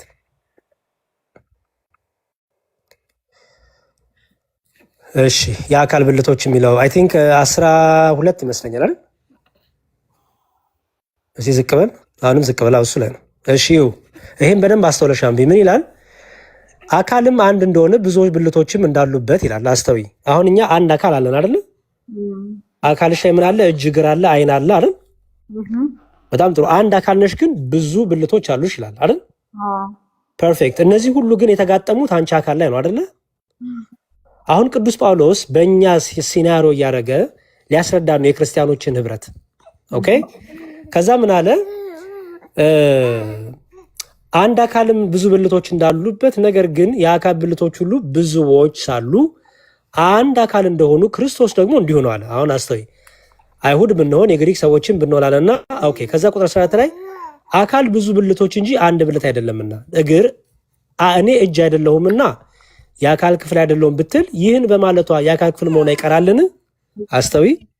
ለምሳሌ እጅሽ አይ እኔ በቃ የዚህ አካል የብልቱ አካል የብልቱ ላይ ያለ አካል ሆኛል ምንድን ነው አካሉ ላይ ያለ ብልት ሆኛለሁ ግን አልፈልግም ብትል ተነቅላ ትሄዳለች? አትሄድም። ስቲል ኦልሬዲ ምን ሆናለች? ከአካሉ ጋር ተጣብቃለች። እያለ ሄድና እዩ እኔ እጅ አይደለሁም የአካል ፍሬ ይቀጥል። አቤኔ ወደ 16 17 ይልልኝ። ጆሮም እኔ አይን አይደለሁም የአካል ክፍል አይደለሁም ቢል ይህም በማለቱ የአካል ክፍል መሆን ይቀራልናልና አሁን አስተውይ። እሺ አሁን ግን እግዚአብሔር እንደወደደ ብልቶችን እያንዳንዳቸውን በአካል አድርጓል። ሁሉም አንድ ብልት ቢሆኑ አካል ወዴት በሆናልና ዳሩ ግን አሁን ብልቶች ብዙዎች ናቸው፣ አካል ግን አንድ ነው። አይን እጅን አታስፈልገኝም ልትለው አትችልም። ወይም ራስ ደግሞ እግሮችን አታስፈልጉኝ ሊላቸው አይችልም። ነገር ግን ደካሞች የሚመስሉ የአካል ብልቶች ይልቁን የሚያስፈልጉ ናቸው። አስተውይ። አሁን ምን አለ? እጅ ደካማ ብትሆን ጆሮ አታስፈልገኝም ማለት አትችልም። እሺ ጆሮ እኔ ጤነኛ ነኝና ብርቱ ነኝና እግሩ ደካማ ስለሆነ አታስፈልገኝም አትልም። ስለዚህ ምን አለ ቅዱስ ጳውሎስ? አይዞሽ ነገር ግን ደካሞች የሚመስሉ የአካል ብልቶች ይልቁንም ያስፈልጉናል አለና ከአካልም ብልቶች ያልከበሩ ይላቸዋል። አይሹ ሆኖ የሚመስሉን በሚበዛ ክብር እናለብሳቸዋለን ይላል። አስተውያው ይህን ቃል ያልከበሩ ብልቶችን በሚበዛ ክብር እኛ እናለብሳቸዋለን እያለ ነው። እንዴ ክብር የሚያለብስ እግዚአብሔር አይደለ እንዴ? እንዴት ነው ታዲያ እኛ እናለብሳቸዋለን እያለ ያለው? እግዚአብሔር ነኝ እያለ ነው ቅዱስ ጳውሎስ? እግዚአብሔርኖች ናቸው እያለ ነው አይደለም። ምን እያለ መሰለሽ? ይኸው እዛው ይመልስልሻል። እናለብሳቸዋለን በምናፍርባቸውን ብልቶቻችን ክብር ይጨመርላቸዋልና ክብር ያላቸው ብልቶቻችን ግን ይህ አያስፈልጋቸውም ማለት ቅድም ጋዲስ አይተዝልሽ እንደሆነ በእግዚአብሔር ዘንድ ደስ የሚሰኝባቸው በቃ እግዚአብሔር በህይወታቸው ደስ የተሰኘባቸው ቅዱሳን አሉት አይደል? እነዚህ የከበሩ ይባላሉ። አሁን እዚህ ጋር ሁለት አይነት ብልቶችን አመጣለች ቅዱስ ጳውሎስ ያልከበሩና የከበሩ ብሎ። አይሹ ያልከበሩት እገዛ ይፈልጋሉ፣ ምክንያቱም ያልከበሩ ናቸው፣ ክብር ይፈልጋሉ። የከበሩት ግን ምን አለ? ይሄ አያስፈልጋቸውም አለ። ይሄ አያስፈልጋቸውም ያለው ከላይ ምን ብሎ ይዞ ነው የመጣውን ይመስልሻል? የከበሩ ብልቶች ይሄ አያስፈልጋቸውም ያለው ምኑን ነው? ምን ይመስልሻል?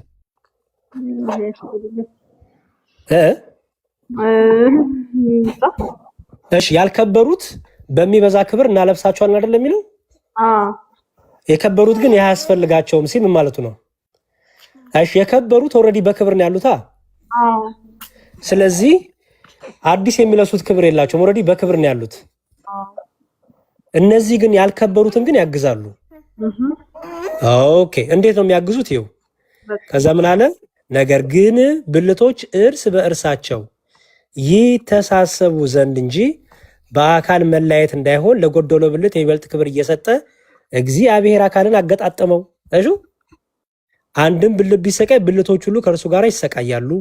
አንድ ብልት ቢከብር ብልቶች ሁሉ ከእርሱ ጋር ደስ ይላቸዋል። እናንተም የክርስቶስ አካል ናችሁ፣ እያንዳንዳችሁ ብልቶች ናችሁ አለ። እሺ ስለዚህ መተሳሰብ ነው ማለት ነው፣ መተጋገዝ ነው ማለት ነው። ጸሎት ሲባል የከበሩትን ለምኑልን ጸልዩልን ስንላቸው ምን እያልን ነው? አግዙን በጸሎት እያልን ነው ማለት ነው። ለምን አንዱ ብልት ቢሰቃይ ብልቶች ሁሉ አብረው ምን ስለሚሉ ስለሚሰቃዩ፣ አንዱ ብልት ቢከብር ደግሞ ብልቶች ሁሉ ይከብራሉ። አንዱ ብልት ቢሰቃይ ብልቶች ሁሉ አብረው ይሰቃያሉ ማለት ምን ማለት መስሻል? ይሄን ሁለቱን ፈተን በቃ ጨርሳለሁ። አሁን ጣትህን ቢያምህ ሁሉንም ነው እንትን ሌሎቹ ጤነኞች እንዳሉ ናቸው፣ ግን ፔኑ ሌሎቹንም ይሰማል ማለት ነው አይደል? ሌሎችንም ይሰማል። ጎበዝ። አሁን ወደ ክርስቲያናዊ ታምጩና ይሄንን አንድ ብልት ቢሰቃይ ብልቶቹ ሁሉ አብረው ይሰቃያሉ ሲል ምን ማለት ነው? አንዱ ብልት በኃጢአት ቢወርቅ ማለት ነው አይደል? አዎ ሌላውም አንዱ አይኔ ናት ብለህ አይንህ ብቻ ወደ ገሃነም አትወርድ፣ ሙሉ ሰውነትህን ወደ ገሃነም ይዘህ ትወርዳለህ እንደሚለው ቃል ማለት ነው። ኖ አይ እንደዛ አይደለም፣ እሱ ሌላ ነው። እዚህ ጋር መተጋገዝን ነው። ብልቶች አብረው ይሰቃያሉ ነው የሚለው። ብልቶች የተባሉት ክርስቲያኖች ናቸው ብለን እኮ ፈታ ነው። ግን አንዱ ብልት ቢሰቃይ ብልቶቹ አብረው ይሰቃያሉ ሲል አንዱ ብልት በኃጢአት ቢወድቅ ማለት ነው። ብልቶቹ ለአብረው ኃጢአት ይሰራሉ ማለት ሳይሆን ምን ያደርጉታል ማለት ነው? ያግዙታል ማለት ነው። ከወድቀቱ እንዲነሳ ያግዙታል ማለት ነው። ንስሐ እንዲገባ ያግዙታል ነው ባጭሩ። በጸሎታቸው በጸሎት ያግዙታል። ቢከብር ደግሞ ምን ይላሉ? አብረው ይከብራሉ። ወይም ቅድም ምን አየን? በአንድ ኃጢአተኛ መመለስ በሰማይ ምን ይሆናል ይላል? ደስታ። ስለዚህ ሲከብር አብረው ይከብራሉ ማለት እሱ በንስሐ ሲመለስ እነሱም አብረው ደስ ይሰኛሉ ማለት ነው። በቃ ይኸው ነው። ጨርሻለሁ። አቤን የእግዚአብሔር ይስጥልኝ። ይቅርታ ጋዲሳ አድርግ በእናትህ ጋዲሳይን ፎሎ አድርጊው። እሺ እኔም ፎሎ አድርጊኝ፣ ችግር የለውም። ጋዲሳ ጨራርሱ ያወጣቃሉ። ቃለ ሕይወት ያሰማልን ያሬዱ። አሁን እህታችን ኤልቤቴል ምናምን ደክሞሽም ከሆነ ወር ያው ሌሊት ስለሆነ ሰዓቱ ምናምን ነገር ሰዓቱ ሄደ። እኔ እንኳን ብር ሲያስገቡ በተሙ ስም እኔ ማስገባለሁ ለማለት ነበረ። ጥሩ አጋጣሚ ሆነ። አስበሽ ነው ግን ኤልቤቴል አንድ እንትን ላሳይሽና አንድ ሁለት ሐሳብ ላንሳልሽና ሜቢ ሌላ ጥያቄ ካልንቀበልሻል፣ ሌላ ካልሆነ ደግሞ ሌላ ቀን ማድረግ እንችላለን። አንድ ሁለት ጥቅስ ግን ዝም ብዬ ላንሳልሽ። አሁን ይሄ ከብልቶች አንጻር ከምን አንጻር አንድ ክርስቲያን ለሌላው ክርስቲያን የሚለውን ነገር በደንብ ሐሳቡን ካየን፣ ለምሳሌ ቅዱሳን መላእክት ደግሞ በመልኩ በጸሎታቸው እንዴት እንደሚያግዙን እንትን ለማለት አቤን ትንቢተ ዘካርያስን ከፈትልኛ እንደ ምዕራፍ 1 ጋዲሳ ሆልልኝ። እሺ ጥቅሶቹን ያዣቸው። እሺ ሜቢ ከዚህ ላይፍ ከወጣሽ በኋላ ነገ ምናምን ነገር መጽሐፍ ቅዱስና ወጥተሽ ታነቢያቸዋለሽ። ያ ትንቢተ ዘካርያስ ምዕራፍ 1 አቤንዬ ቁጥር 12 ላይ እንትን በል። እሺ ቁጥር 12 ያ ከቁጥር 12 ስክሪኑ ይታይሻል አይደል? ኤልቤቴል ምን ይላል መሰለሽ? እሺ እስቲ አንብቢው፣ ነገር ባይን ይገባል። ቁጥር 12ን አንብቢውና እኔ ሐሳቡን ሄድበታለሁ። እሺ እግዚአብሔር መልአክ መልሶ አቤቱ የሰራዊት ጌታ ሆይ እነዚህ 70 ዓመት የተቆጣቸውን የኢየሩሳሌም የይሁዳ ከተሞች የማትምራቸው እስከ መቼ ነው አለ። በጣም ጥሩ። አሁን ከዚህ ሴንቴንስ የምንረዳው ሁለት ነገር ማውጣት እንችላለን እርግጠኛ ሆነን። አንደኛ የእግዚአብሔር መልአክ እግዚአብሔርን እየለመነው ነው አይደል? አይደል? የማትምራቸው እስከ መቼ ነው አለ ሲባል ሪቶሪካል የሆነ አገላለጽ ነው አይደል? ማራቸው ብሎ እየጠየቀው ነው አይደል? ለምሳሌ እንዲህ እንደማለት ነው። ኤልቤቴል ለምሳሌ ከሆነ ሰው ጋር ሰፈር ካለ ከሆነ ላይ ከጓደኛሽ ጋር ሊሆን ይችላል፣ ከዘመድ ጋር ሊሆን ይችላል፣ ብትጣይ እኔ መጥቼ እንደ ኤልቤቴል ግን ብትበድልሽ ኦር የሆነ ሰው ቢበድልሽ እንደ እስከ መቼ ነው ግን ያንን ሰው ይቅር ማትዩ? እስከ መቼ ነው ማትምሪው ብዬ ብጠይቅሽ ይቅር በዩ እያልኩሽ ነው አይደል? ኢንዳይሬክትሊ እዚህ ጋም የእግዚአብሔር መልአክ ማንን ነው እየለመነ ያለው? እግዚአብሔርን። አንደኛ እሱ ነው እቂ አቤቱ የሰራዊት ጌታ ሆይ እነዚህ 70 ዓመት የተቆጣቸውን የኢየሩሳሌምና የይሁዳ ከተሞችን የማትምራቸው እስከ መቼ ነው እያለ እግዚአብሔርን እየለመነ ነው። አንደኛ እየለመነ ያለው እግዚአብሔር ነው። ሁለተኛ እነዚህ ሰዎችን እግዚአብሔር ምን ያህል ዘመን የተቆጣቸው? ኤልቤቴል 70 ዓመት አይደል? ያ ለምን 70 ዓመት የተቆጣቸውን የኢየሩሳሌምና የይሁዳን ከተሞች የማትምራቸው እስከ መቼ ነው? ስለዚህ ስለ ህዝብ ነው እየተወራ ያለው አይደል? የኢየሩሳሌምና የይሁዳ ከተሞች ማለት እዛ ከተማ ውስጥ ያሉ ህዝቦች። ስለዚህ እነዚህ ህዝቦች ለ70 ዓመት እግዚአብሔር አልማራቸው። ኦኬ እዚህ ሐሳብ ላይ ከተስማመን ቁጥር 13 ላይ ምን ይላል መሰለሽ? እግዚአብሔርም ይላል መልሶ ከኔ ጋር እሺ አንብቢው ኦኬ ከታች 13 ነው ማነበው 13 አንብቢው። እግዚአብሔርም መልሶ ከእኔ ጋር ይነጋገር ለነበረው መልአክ በመልካምና በሚያጽናና ቃል ተናገረው። ስለዚህ ቁጥር 12 ላይ ምን ተመለከተ? ኦኬ ስቴፕ ባይ ስቴፕ ክሊር እንዲሆን ብዬ ነው። ቁጥር 12 ላይ ምን ተመለከተን? የእግዚአብሔር መልአክ እግዚአብሔርን ሲለምነው እስከማትመራቸው እስከ መቼ ነው አለው። ከዛ ቁጥር 13 ላይ ደግሞ እግዚአብሔር መልሶ ለመልአኩ ምን አደረገ? በመልካምና በሚያጽናና ቃል ተናገረው ይላል አይደል? በጣም ጥሩ እንዳትረሺ። እነዚህ የኢየሩሳሌምና የይሁዳ ህዝቦች ለ70 ዓመት እግዚአብሔር የተቆጣቸው ህዝቦች ናቸው። እሺ ከዛ ቁጥር 14 ያለውን እና ቁጥር 15 ላይ ያለውን አንብቢውሽ። ስለዚህም ከኔ ጋር ይነጋገር የነበረው መልአክ እንዲህ አለኝ፣ ስበክ እንዲህም በል፣ የሰራዊት ጌታ እግዚአብሔር እንዲህ ይላል፣ እኔ በታላቅ ቅንነት በኢየሩሳሌምና በጽድቅ ቀንቻለሁ። እኔ ጥቂት ብቻ ተቆጥቼ ሳለው እርሱ ክፋትን ስላገዙት ባልተቸገሩት አሕዛብ ላይ እጅግ ተቆጥቻለሁ። ቁጥር 16 ላይ ቁጥር 14 ላይ ቀደም ስታነቢ እኔ በታላቅ ቅናት በኢየሩሳሌምና በጽዮን ቀንቻለሁ ነው የሚለው። አቤኒ ቁጥር 16ን ክፈትላት። 16ን አንብቢው።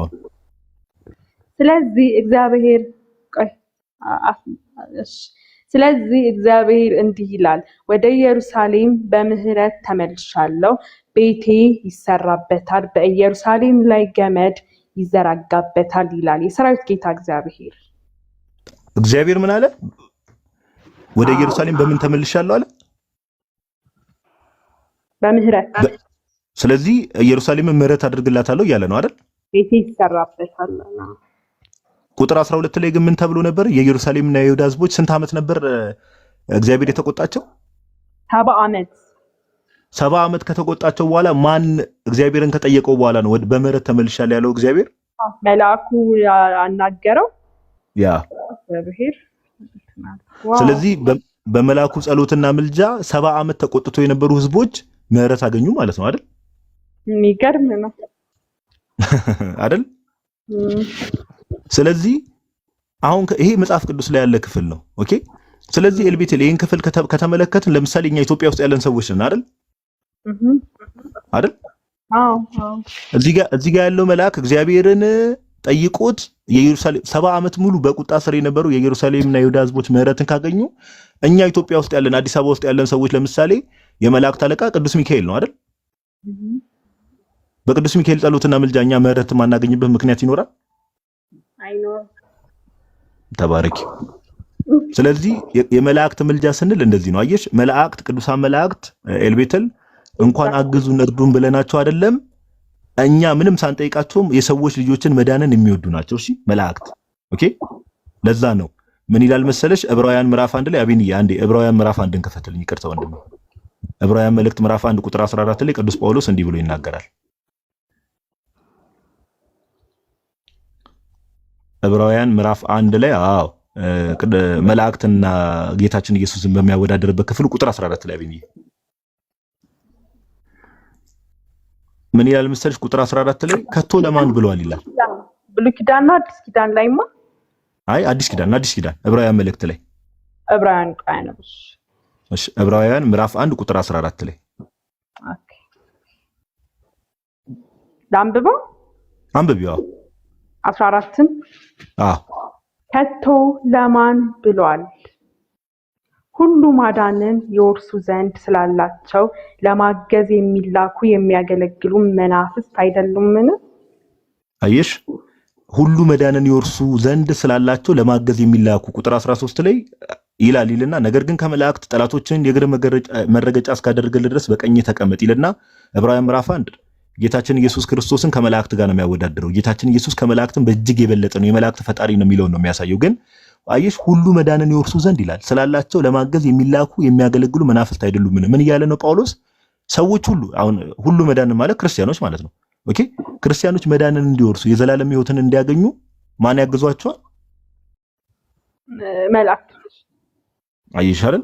መላእክት በመልኩ የሚያግዙን ይመስልሻል? እንደው ኤልቤትል እንዲሁ ስታስቢ መዳንን እንድንወርስ ተባረኪ። አየሽ ቅድም ያሬዶም ቅድም ያለሽ ነገር አለ። የሉቃስ ወንጌል ምዕራፍ 15 ላይ በሰማይ ያሉ ቅዱሳን ብቻ ሳይሆን በእግዚአብሔር መላእክት ዘንድም ታላቅ ደስታ ይደረጋል ተብሎ የለ? ኤልቤቴል ልክ ንስሐ ስትገባ መላእክት ደስተኛ ይሆናሉ፣ ሐሴት ያደርጋሉ። ለምን? እግዚአብሔር አባታችን በባህሪው ኦኬ ሰዎች ሁሉ እንዲድኑ ይፈልጋል።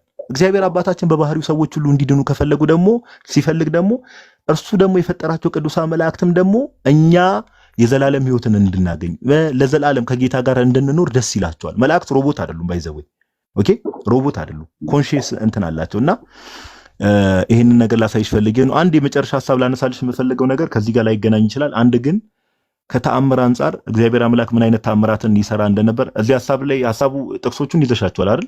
አዎ በጣም ጥሩ።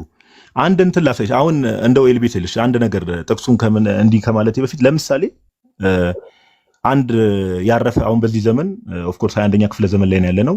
በየዘመኑ እግዚአብሔር የራሱ ሰዎች አሉት አይደል? ቅዱሳን ሰዎች አሉት። ለምሳሌ አሁን አንድ ታሪክ እንዲህ ብዬ ብነግርሽ ኤልቤት፣ ለምሳሌ አንድ ጻድቅ ወር አንድ ቅዱስ ሞተ እንበል። ከሞተ በኋላ እሱ የተቀበረበት ቦታ አለ። ኦኬ አሁን ለምሳሌ በእኛ ቤተክርስቲያን ቅዱሳን የሚቀበሩበት ቦታ አለ። ኦኬ ቅዱሳን የተቀበሩበት ቦታ እዚህ ነው ይባላል። ይሄ እግዚአብሔርን ከልባቸው ያገለገሉ በቅድስና የተመላለሱና ድንገት የሆነ ሰው ለምሳሌ ሞቶ ድንገት ሰዎች ይዘውት እየሄዱ እያለ ድንገት ለምሳሌ ያ ቅዱስ የተቀበረበት ቦታ ላይ እዛ አካባቢ ቢወድቅና እንዴ ድንገት ሞቶ ተነሳ ቢባል አሁን ይሄን ታሪክ እንዴት ነው ታሪኩን ትቀበያለሽ? እንደ ታሪክ ሞቶ ተነሳ መልካ ለምሳሌ አንድ የሞተ ሰው አለ። የሞተ ሰው እሺ ለምሳሌ የሞተ ሰው አለና ያንን የሞተን ሰው የሆኑ ሰዎች ይዘውት እየሄዱ ነው እንበል። ለምሳሌ ይዘውት እየሄዱ መንገደኛ ማለት ነው ሰው ሊቀብሩ እና ሰው ሊቀብሩ ድንገት በሚሄዱበት ሰዓት ላይ ሊቀብሩ በሚያልፉበት እዛ መንገድ ላይ አንድ የተቀበረ እዛ ቦታ ላይ የተቀበረ አንድ ቅዱስ ሰው ነበረ። ኦኬ እግዚአብሔር ቅዱስ ሰው ማለት ጻድቅ ሰው የሞተ ሰው ማለት የተቀበረበት ቦታ ድንገት ያ ሰው ሬሳውን ልክ ሲጥሉት ያ ቅዱስ የተቀበረበት ቦታ ላይ ሬሳውን ሲጥሉት ብድግ ብለው ተነሳ ቢባል ያ የሞተው ሰው ታምኛለሽ? ታሪኩን ይከብዳል ለማመን። እሺ መጽሐፍ በጣም እሱ ልክ ነሽ። እሺ አቤንዬ መጽሐፈ ነገሥት ካልን ክፈትልኝ። መጽሐፈ ነገሥት ካለ አልፈዋል ወደ ላይ ካለ መጽሐፈ ነገሥት ካለ ካለ እሷ ነው ጥቅሶቹን ያዡ። እሺ መጽሐፈ ነገሥት ካለ ብለሽ ጻፊው። ከዛ ምዕራፍ 13 ሁለተኛ ነገሥት ብለህ ንገራት። ሜቢ ግዕዙን ካላወቀችው ኦኬ ሁለተኛ ነገሥት። እሺ ካለ እያልኩ እኔ ራሱ መች ግዕዙን እችለዋለሁ ብለን እዚሁ እሺ ሁለተኛ ነገሥት ብለሽ ያዡ አንቺ መጽሐፍ ቅዱስ ላይ ሬፈረንስ ለማድረግ። ኦኬ ሁለተኛ ነገሥት ምዕራፍ 13 ጥቅሱን ያዡ ምዕራፍ 13 እሺ። ከዛ ቁጥር አቤንዬ ቁጥር 20 ላይ ወሰደኝ። እሺ በጣም ጥሩ። ቁጥር 20 እና 21 እስኪ አንብቢው። ኤልሳን ታውቂዋለሽ አይደል? በስም ነብዩ ኤልሳን። አዎ የኤልያስ ደቀ መዝሙር ማለት ነው። እሺ ቁጥር 20 እና 21 እስቲ ኤልቤተል ራስሽ አንብቢው። 20 እና 21 ማርክ የተደረገው ማለት ነው። ኤልሳም ሞተ፣ ቀበሩትም። ከሞዓብ አደጋ ጣዮች በየዓመቱ ወደ አገሩ ይገቡ ነበር። ሰዎችም እንደ ሰው ሲቀብሩ አደጋ ጣዮቹን አዩ። ሬሳውንም በኤልሳ መቃብር ጣሉት። የኤልሳዕንም አጥንት በነካ ጊዜ ሰውየው ድኖ በእግሩ ቆመ። አየሽ ምን አለ? ኤልሳ ሞተ ይላል ቁጥር 20 ላይ። ቀበሩትም ከሞዓብም አደጋ ጣዮች በየዓመቱ ወደ ሀገሩ ይገቡ ነበር አለ። ከዛ ሰዎችም አንድ ሰው ነው ኦኬ እንደ ሰው ሳይሆን አንድ ሰው ሲቀብሩ አደጋ ጣዮችን እንዴት መሰለሽ? ሰው ሊቀብሩ እየሄዱ ጠላቶች ይመጡባቸዋል። ኦኬ አደጋ ጣዮችን አዩ ይላል። ጠላቶች ልክ ሲመጡባቸው አላለ በድንጋጤ ሬሳውን ጥለው ይሄዳሉ። ሬሳውንም እንዳጋጣሚ በማን መቃብር ላይ ጣሉት ይላል? በኤልሳ መቃብር ጣሉት። የኤልሳንም አጥንት በነካ ጊዜ ሰውየው ምን አለ ይላል? ድኖ በእግሩ ቆመ። አይገርምም? ኤልሳ ከሞተ በኋላ እኮ ነው። አስበሽው ለልቤተ ኤልሳ ከሞተ በኋላ ኤልሳ የተቀበረበት ቦታ ላይ የኤልሳን አጥንት ያንን እዛ ቦታ ላይ ኤልሳን አጥንት የነካውን አፈር የኤልሳን አጥንት ልክ ሲነካ የሞተ ሰው ብድግ ብሎ ቆመ። አሁን አንድ ጥያቄ ቀለል አድርጌ ልጠይቅሽ። እዚህ ጋር የሞተውን ሰው ያስነሳው የኤልሳ አጥንት ነው ወይስ እግዚአብሔር ነው? የኤልሳ አጥንት። መልሱ ምን መሰለሽ? ትክክለኛው መልስ እግዚአብሔር አምላክ በኤልሳ አጥንት በኩል ኦኬ። አዎ ሁሌም ተአምራትም ሆነ ምንጩ ማን ነው? እግዚአብሔር አምላክ ነው። ስለዚህ አሁን በብሉይ ኪዳን አስቢው ኤልቤተል አስቢው። በብሉይ ኪዳን እንግዲህ ጸጋ ባልነበረበት ዘመን ነው አይደል? የብሉይ ኪዳን አሁን ጸጋ ባለበት ዘመን ደግሞ መንፈስ ቅዱስ በመልአት በወረደበት ጊዜ ደግሞ በክርስቶስ ኢየሱስ አምነው ያረፉ ቅዱሳን የተቀበሩበት ቦታ ላይ አንድ ሰው እንደዚህ የሞተ ሰው ቢጣል ኦር ተአምራት ቢደረግ ፈውስ ቢደረግ ታዲያ ይደንቀናል? አይሻል? አሁን ብዙ ጊዜ ቤተክርስቲያን ከምትተችበት ነገር ውስጥ አንዱ እንደዚህ አይነት ነገር ስለሆነ ነው መጨረሻ ላይ ይህን ሐሳብ ያነሳውልሽ። ኦኬ እግዚአብሔር መዝሙረኛው ዳዊት ምን ብሎ ይናገራል? እግዚአብሔር በቅዱሳኑ ምንድነው? ድንቅ ነው። እግዚአብሔር በቅዱሳኑ ባይዘው በጣም ድንቅ ነው። በጣም ከምናስበው በላይ እግዚአብሔር አምላክ ድንቅ ነው በቅዱሳኑ ላይ። ለዚህ ኦርቶዶክስ ቤተክርስቲያን ክርስቶስን ትሰብካለች። ቅዳሴዋም ስለ ክርስቶስ ነው። ሌሊት የምታነጋው ለአሁን ቅዳሴ ሰማለሁ ሌሊቱን ሙሉና እንደው ለማን ይሆን እንደዚህ የሚያነጉት? አረ ምን ጥያቄ ያለው? ቅድም እኮ ከልጄ ጋር እንጂ ቅዳሴ አይደልሽ ነበረ ያሬዶ። እዚህ ዘርፍ ላይ እንደውም ያሬዶ አሁን ቅዳሴያችንን ቢያሳይሽ በጣም በሚደንቅ ሁኔታ ነው የምልሽ፣ በሚደንቅ ሁኔታ እኔ 1000% እርግጠኛ ሆኜ የምነግርሽ ነገር ጭራሽ ሲጀመር ቤተክርስቲያናችን አይተሽ ከሆነ ኢሞሽናል ሆኜ ነበር ዘርፌ እንደዛ ስትል ክርስቶስን በቃ ኦርቶዶክስ ምትገፋ ገባ እሷ እንደዛ እያለቅ እንግዲህ ይላሉ እየወጡ ኦርቶዶክስ ነው ስለ ክርስቶስ እንዘምር ገባ። እኔም አሁን አልቃለቅሳለሁ በቤቴ እንዴ ለምንድን ነው ታዲያ ስለ ኢየሱስ ሲናገር? ኤልቤቴል አሁን ለምሳሌ ይኸውልሽ ኑአሚን ከፕሮቴስታንት የመጣች እህታችን ናት። አጠገብሽ ያለች እህታችን ኦኬ ከፕሮቴስታንት እምነት የመጣች ናት። ሰው ኑአሚን መቼም ክርስቶስን ባታገኝ አትመጣም አይደል? ከፕሮቴስታንት ረጅም ዓመት ፕሮቴስታንት የነበረች ናት ከልጅነቷም ጀምሮ አይደል ነው። እሱን እንግዲህ እሷ ትናገራለች። ግን አሁን ዘርፌ ምናምን የሚለው አይደለም። ታያት ዘርፌን የፖለቲካውን የሚሰራውን በየዩቲዩብ ምናምን እሱ ሳይሆን አንቺ ዛሬ ምን ተረዳሽ? መጽሐፍ ቅዱስ ስታነቢ ምን አወቅሽ? እሱ ላይ ብቻ ፎከስ አድርጊ። በጣም ልዩነት ነው የፈጠረብኝ እኔ ውጭ የሚባለውና እዚህ ገብቼ እሱ ከነገረኝ በኋላ እንዴት ነው ታዲያ በውጭ አለ እኛ ኤልቤተል የሚገርመውን ነገር ልንገርሽ። አሁን ሁሌም ለወደፊቱ ምን አንድ ፐርሰናል ኤክስፒሪየንስ ከዚህ በኋላ ማድረግ አለብሽ ብዬ የማስበውን ነገር ልንገርሽ።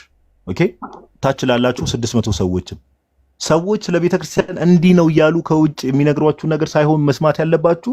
ለምሳሌ ኤልቤተል እንደ ቤተክርስቲያን እኮ እንዲህ ነው የምታደርገው ስትባይ ኦኬ እስቲ የሚያውቁ ሰዎችን ልጠይቅ ነው የሚባለው። አየሽ አይደል? መባል ያለበት እንደዛ ነው። ይሄንንም ከመጽሐፍ ቅዱስ ላሳይሽ። ኢትዮጵያ ጃንደረባን ታውቂዋለሽ ኤልቤተል? የሐዋርያት ሥራ ምዕራፍ 8 ላይ ያለው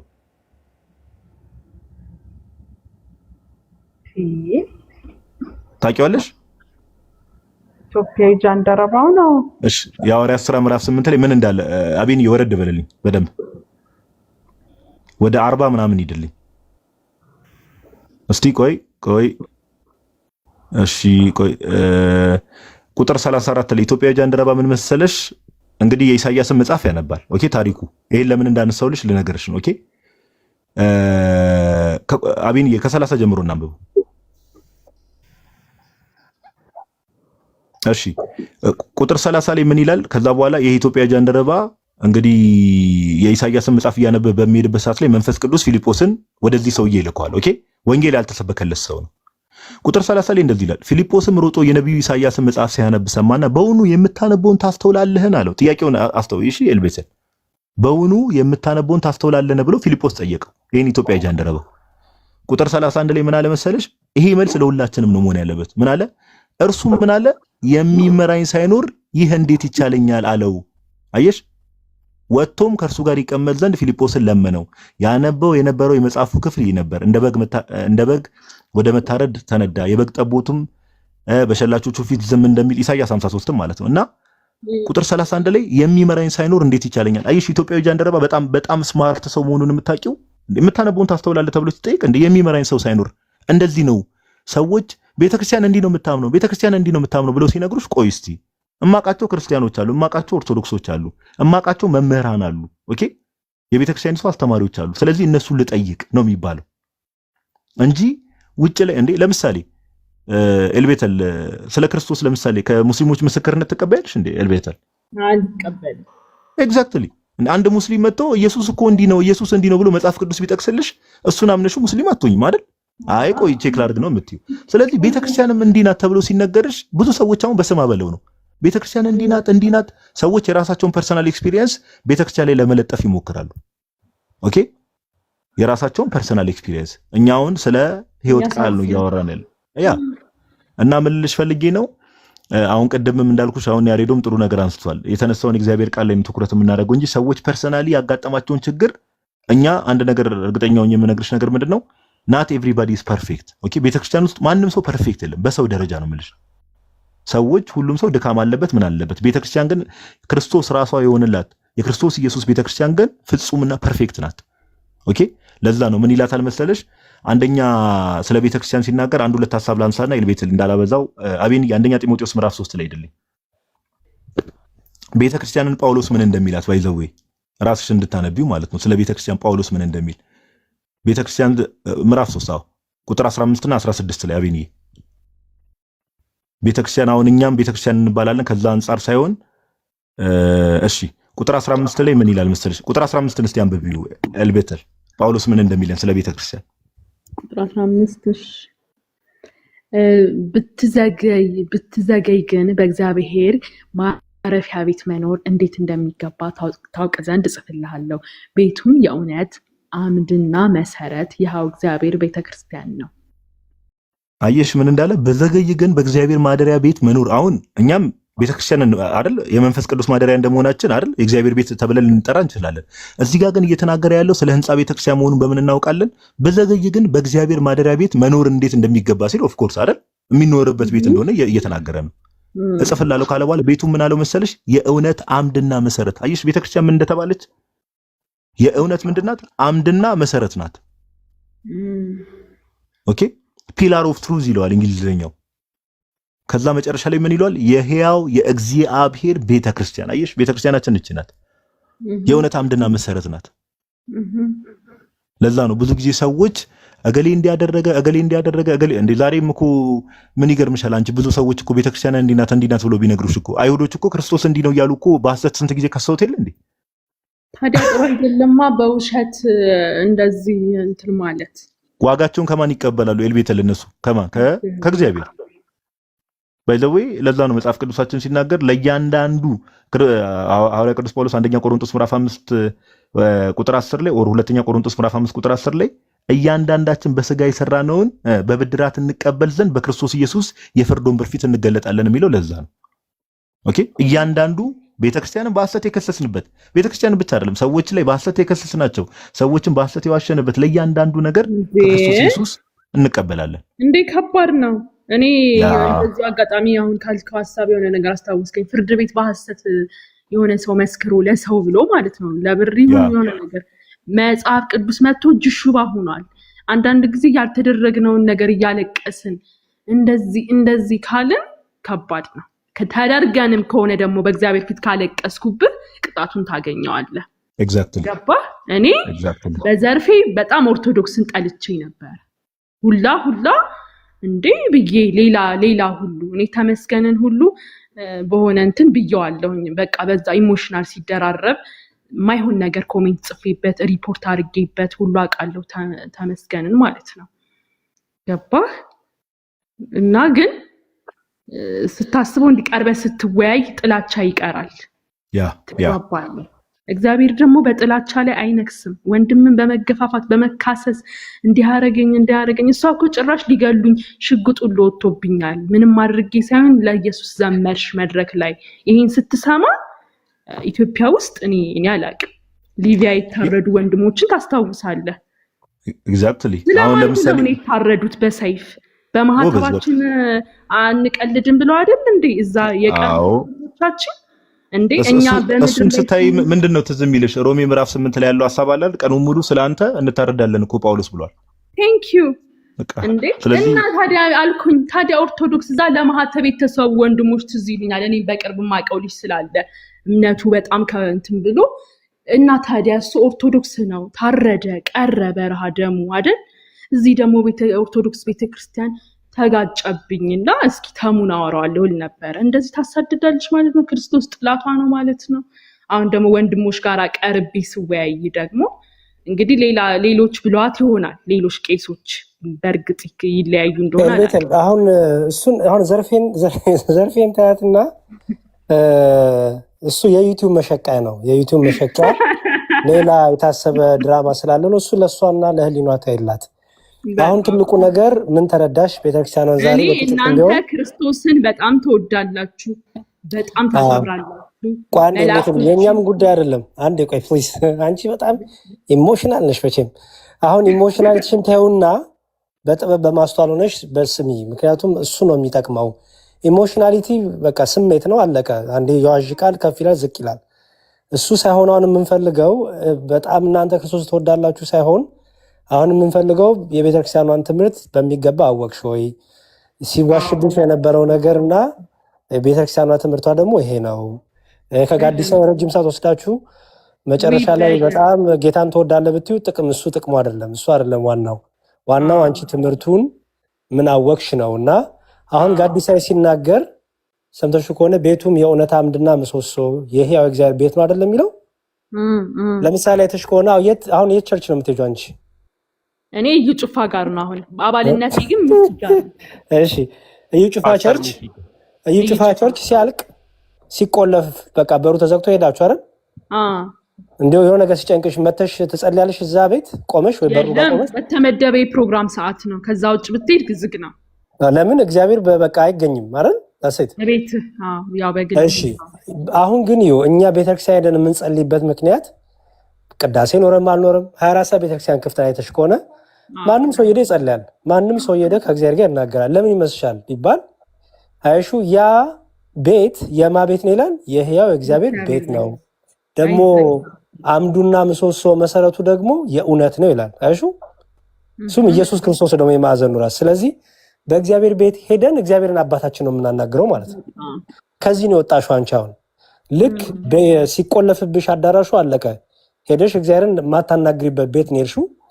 እኛ ጋር ቢመጪ ግን 24 ሰዓት ክፍት ነው። ቅዳሴ ኖረም ፕሮግራም ኖረም አልኖረም ጉባኤ ኖረም አልኖረም እግዚአብሔር ሁሌም በዛ ይገኛል። የእግዚአብሔር ቤት ስለሆነ ማለት ነው። እና ኤኒዌይስ እየመጣሽ ፎሎ አድርጊን፣ እየመጣሽ ኦርቶዶክሳዊ ትምህርቶችን እናስተምርሻለን። እንድትመለሽ እንፈልጋለን።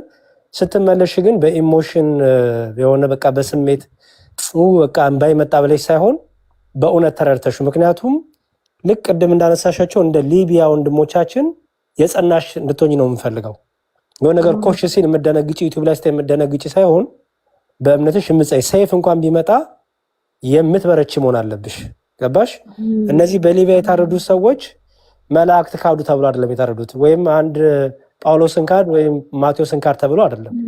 ኢየሱስ ክርስቶስን ካዱ ተብሎ ነው። አየሽ? አንክድም ብሎ ነው የታረዱት። ስለዚህ ኢየሱስ ክርስቶስን አንክድም ብለው እስከ ሞት የታመኑላት አማኞች ያሉባት ቤተክርስቲያን ናት። ስለዚህ ዘርፌን አይደለም መመዘኛችን፣ የጸኑት ነው መመዘኛችን። ዘርፌን እግዚአብሔር ይመልሳት፣ አንቺንም እግዚአብሔር ያበርታሽ። በማስተዋል ሆነሽ ስላዳመጥሽ እናመሰግናለን። ፎሎ አድርጊን። ጋዲሳን ማውራት ከፈለግሽ አግኝ። ኢትዮጵያ ነው ያለሽው? ኧረ አድርጊያቸዋለሁ። ሁለታችሁ አዲስ አበባ ነኝ ያለሁት። በቃ እኔ እንኳን አዲስ አበባ አይደለሁም። ስለዚህ አዲስ አበባ ያሉትን እነ ኑሐሚንን። የት ነህ? እኔ አሜሪካ ነው ያለሁት። ወይ እዛ ጸልይልኝ በቃ መምጣት እፈልጋለሁ። ጋዲሳ መጀመሪያ ያግኙና ከዛ እሱን ቀጥሎ እናወራለን። እና በቃ መልካም፣ እግዚአብሔር ይርዳሽ። ተባረክ። አሜን። በጣም አመሰግናለሁ። ኤልቤቴል አሁን ጨረሽ? ቴንኪው ተሙ። ጋዲሳ አመሰግናለሁ። ጌታ በርታሽ በነገር ሁሉ። እግዚአብሔር በነገር ሁሉ ከአንቺ ጋር ይሁን። አንቺም እግዚአብሔር ደግሞ የበለጠ እውነትን እንዲገልጥልሽ በደንብ እግዚአብሔር በንጹህ ልብ ሆኖ የሚጠይቁትን ጌታ በነገር ሁሉ ቅርብ ነው ይላል መጽሐፍ ቅዱስና መማማሩም እንዳለ ሆኖ አላል በንጹህ ልብ ጌታ ሆይ እስቲ ወደ እውነት ምራኝ ብለሽ ደግሞ እግዚአብሔርን ደግሞ ጠይቂው። እግዚአብሔር በንጹህ ልብ የሚለምኑትን በእምነት የሚጸልዩትን ሰዎች ወደ እውነት ይመራቸዋል ብለን እናምናለን። ኦኬ እና ጌታ በነገር ሁሉ ይርዳሽ። ችግር የለውም። እግዚአብሔር በረዳ መጠን እንተጋገዛለን። ቴንክ ዩ ሶ ማች በጣም እና ማስተላልፈው መልእክት ሁሉም ሰው ተጠግቶ ያውራችሁ። ከላይ ከውጭ እንደዚህ እንትን አይኖርም፣ ጥላቻ አይኖርም። በተሙስም ደግሞ ብር አስገባለሁ። አካውንቱን በውስጥ ይላክልኝና እንዴትም ብዬ ከየትም ፈልጊኝ ተበድሬም ቢሆን እልክላቸዋል። ምንኑ ፎሎ አድርጋት። እሺ አይ መበደር አያስፈልግሽም። ጋዲሳ ይከፍልልሻል። ግን አያስፈልግም። ጋዲሳ ይከፍልልሻል። ጋዲሳ ሀብታም ነው። ኑሐሚንዬንም አግኛት። ጋዲሳ ትከፍልላታል አይደለ? አዎ ሀብታም እኔ ሀብታም ነኝ። ክርስቶስ ከኔ ጋር ነው። ሀብታም ነኝ አይደል? አልዋሽም። ለማንኛውም ኑሐሚን አለሽ ወይ? ያለውኝ እንዴት ናችሁ? ደህና ናችሁ? አለን ይመስገን። እህታችንን እስቲ ሰላም በያትና ያው እዚህም ከሆነች አዲስ አበባም ስለሆነ ያለችው ሜቢ ማውራቱም ካለ ምናምን ነገር ያው እህት ለእህት ደግሞ አይ ቲንክ ሞር ኦፍ እኛ ከምናወራት የበለጠ ደግሞ አንቺ ብታወሪያት ደግሞ አለ አይደል ሞር ኦፍ አንደርስታንድ የመደራረጉም ነገር ይኖራል። ኑሐሚን ያው ባክግራውንድሽን ፕሮቴስታንትም ስለሆነና ፎሎ አድርጊያት። ኤልቤተል ኑሐሚንም ፎሎ አድርጊያት። እሺ እንዴ እኔ ቆንጆ አመሰግናለሁ። ጊፍት ስትሰጪኝ ነበር ለኔም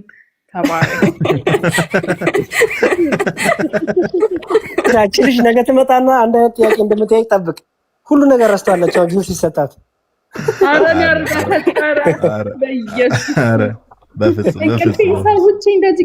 ስቀል ነው። ኧረ ስቀል ነው። ቆይ እኔም ጊፍት ልስጥሽ። እንደዚህ ከሆነማ ወይኔ ደስ ነው የሚላት።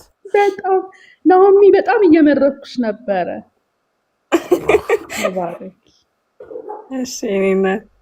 ሰማች ነባ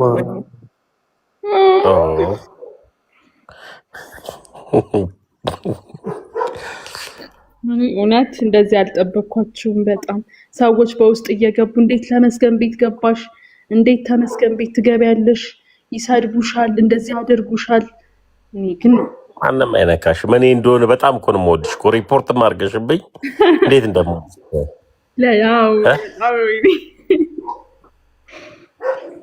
እና አመሰግናለሁ። መዝሙር ያሬድ እና አትጥፊ ነይ ብቅ በይ። አመሰግናለሁ በጣም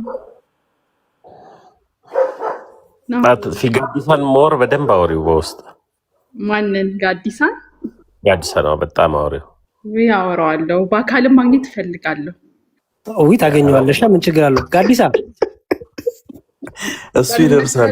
ይገባል። ሞር ደግሞ በጣም እየተያየ ስታወራ እንትን ይላል። ከላይ እውነት ነው። ጋዲሳ እየሰማ ነው።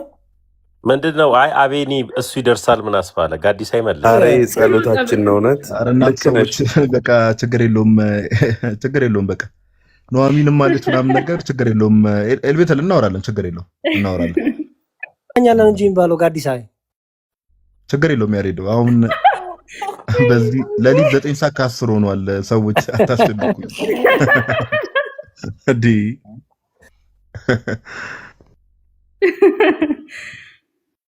ነገር ባይን ይገባል ስላለች እኮ ነው ጋዴ እንጂ ሌላ ነገር አይደለም። አቤኔ ቅድሙን በቀን ለዚሁ ጨዌ ጀመርሽ ያረዳል። ጫት ብዬ ነው። አይ ችግር የለውም። ለማንኛውም ኤልቤተል በርቺ አንቺ በቃ በርቺ በርቺ በርቺ። እግዚአብሔር የምርም እግዚአብሔር ከአንቺ ጋር ይሁን። በቅንሽ የምር ኤልቤተል እግዚአብሔር ወደ ቤት ይመልስሽ። ደግሞ እሺ የምር ሲሪየስ በሲሪየስ ያዡ። እሺ ይሄንን የእውነት እንደው የእውነት ለማወቅ እንደው እውነት ጽፍ ያለሁኝ የምጠይቀው አካል አለኝ። በደንብ ይመልሱልኛል። እኔም ከፓስተሪ ጋር አወራለሁ። ከዛ ለእንትና እነግረዋለሁ፣ ለጋዲሳ ያለውን ነገር። ህይወት አይደለ ያያዝኩት ህይወት ነው ስለሆነ ያልገባኝን መጠየቅ ምናምን ግድ ነው። ያ ሞር ደግሞ ምን አለ መሰለሽ ኤሊዬ እንድታስተው የምፈልገው ነገር አለ። መጀመሪያ የዘላለም ህይወት ይቀድማል ከምንም በፊት ከትዳርም ከምንም በፊት የዘላለም ሕይወት ይቀድማልና አንዳንድ ነገሮች ፌል ሲደረጉ ያማሉ። ገብቶሻል? እና ሕይወት ላይ አስተውይ። ይሄ ወንድማዊ ምክሬ ነው እና ጓደኛም ሊቀር ይችላል፣ የትዳር አጋርም ሊቀር ይችላል። የዘላለም ሕይወት ጉዳይ ላይ አይ ነው እንደዚህ የምትሆኝ ከሆነ ከኔ ጋር አትቀጥይም እንኳን የሚል ነገሮች እንኳን ቢኖሩ የዘላለም ሕይወት ጉዳይ የዘላለም ሕይወት ጉዳይ ነው ለሚባል ሰው ኖሮ ከአባቱ ጋር ነው። ከአባቱ እቅፍ መውጣት የለበትም አይደል ኤልቤቴል? ስለዚህ ከዘላለም ሕይወት ጉዳይ ላለመውጣት መወሰን መቻል አለብሽ። ስትወስኝ ግን ድንቅ የሆነ ንግግር ተናግሯል መዝሙረ ያሬድ። ከስሜት የወጣ እኔ ያው ኑኃሚንን መወዳት ብዙ ረዥም ሰዓት ስትጠይቅ የነበረች ልጅ ናት።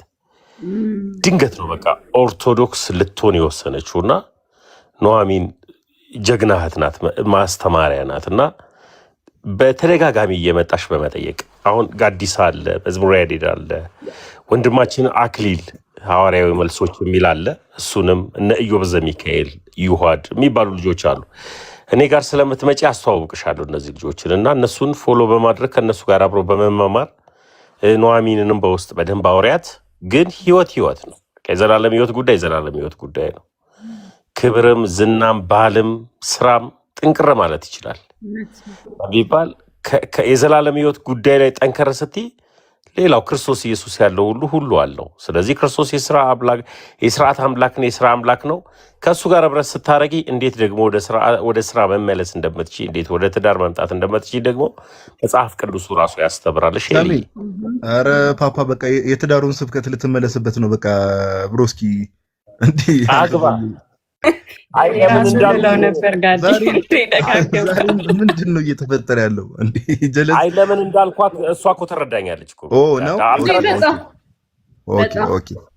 በነገራችን ላይ ያሬድዬ ወደዛ ሀሳብ የገባሁት የነበረው ከእሷ ጋር አውርቼ ነው ቅድም ላይ።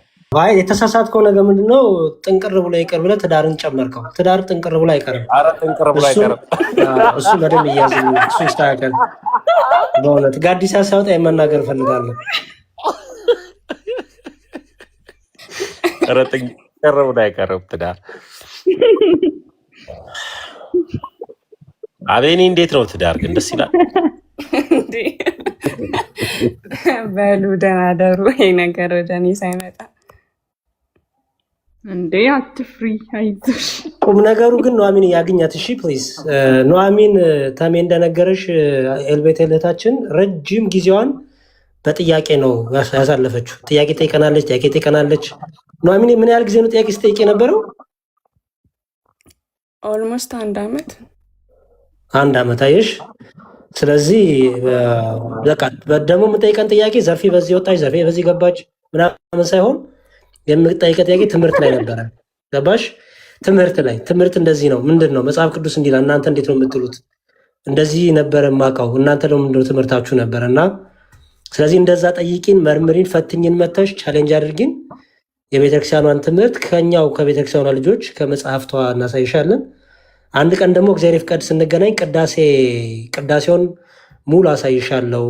ምን አመቱን ሙሉ የምንቀድሰውን ቅዳሴ በትርጉሙም በዜማውም አድርጌ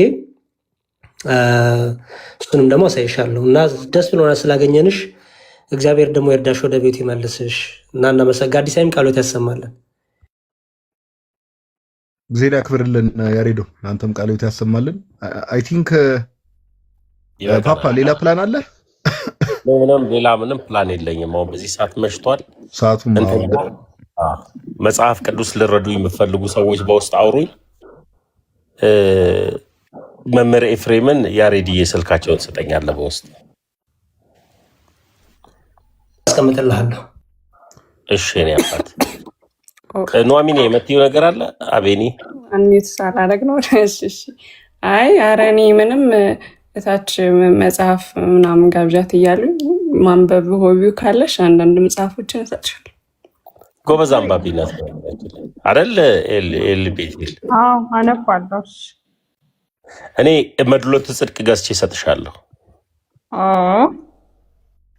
እኔ ደግሞ ሕማማትንና ስለ ቅዳሴ የሚያወራ መጽሐፍ አለ ሙሉ መጽሐፍ ቅዱስ ላይ፣ እሱን እሰጥሻለሁ።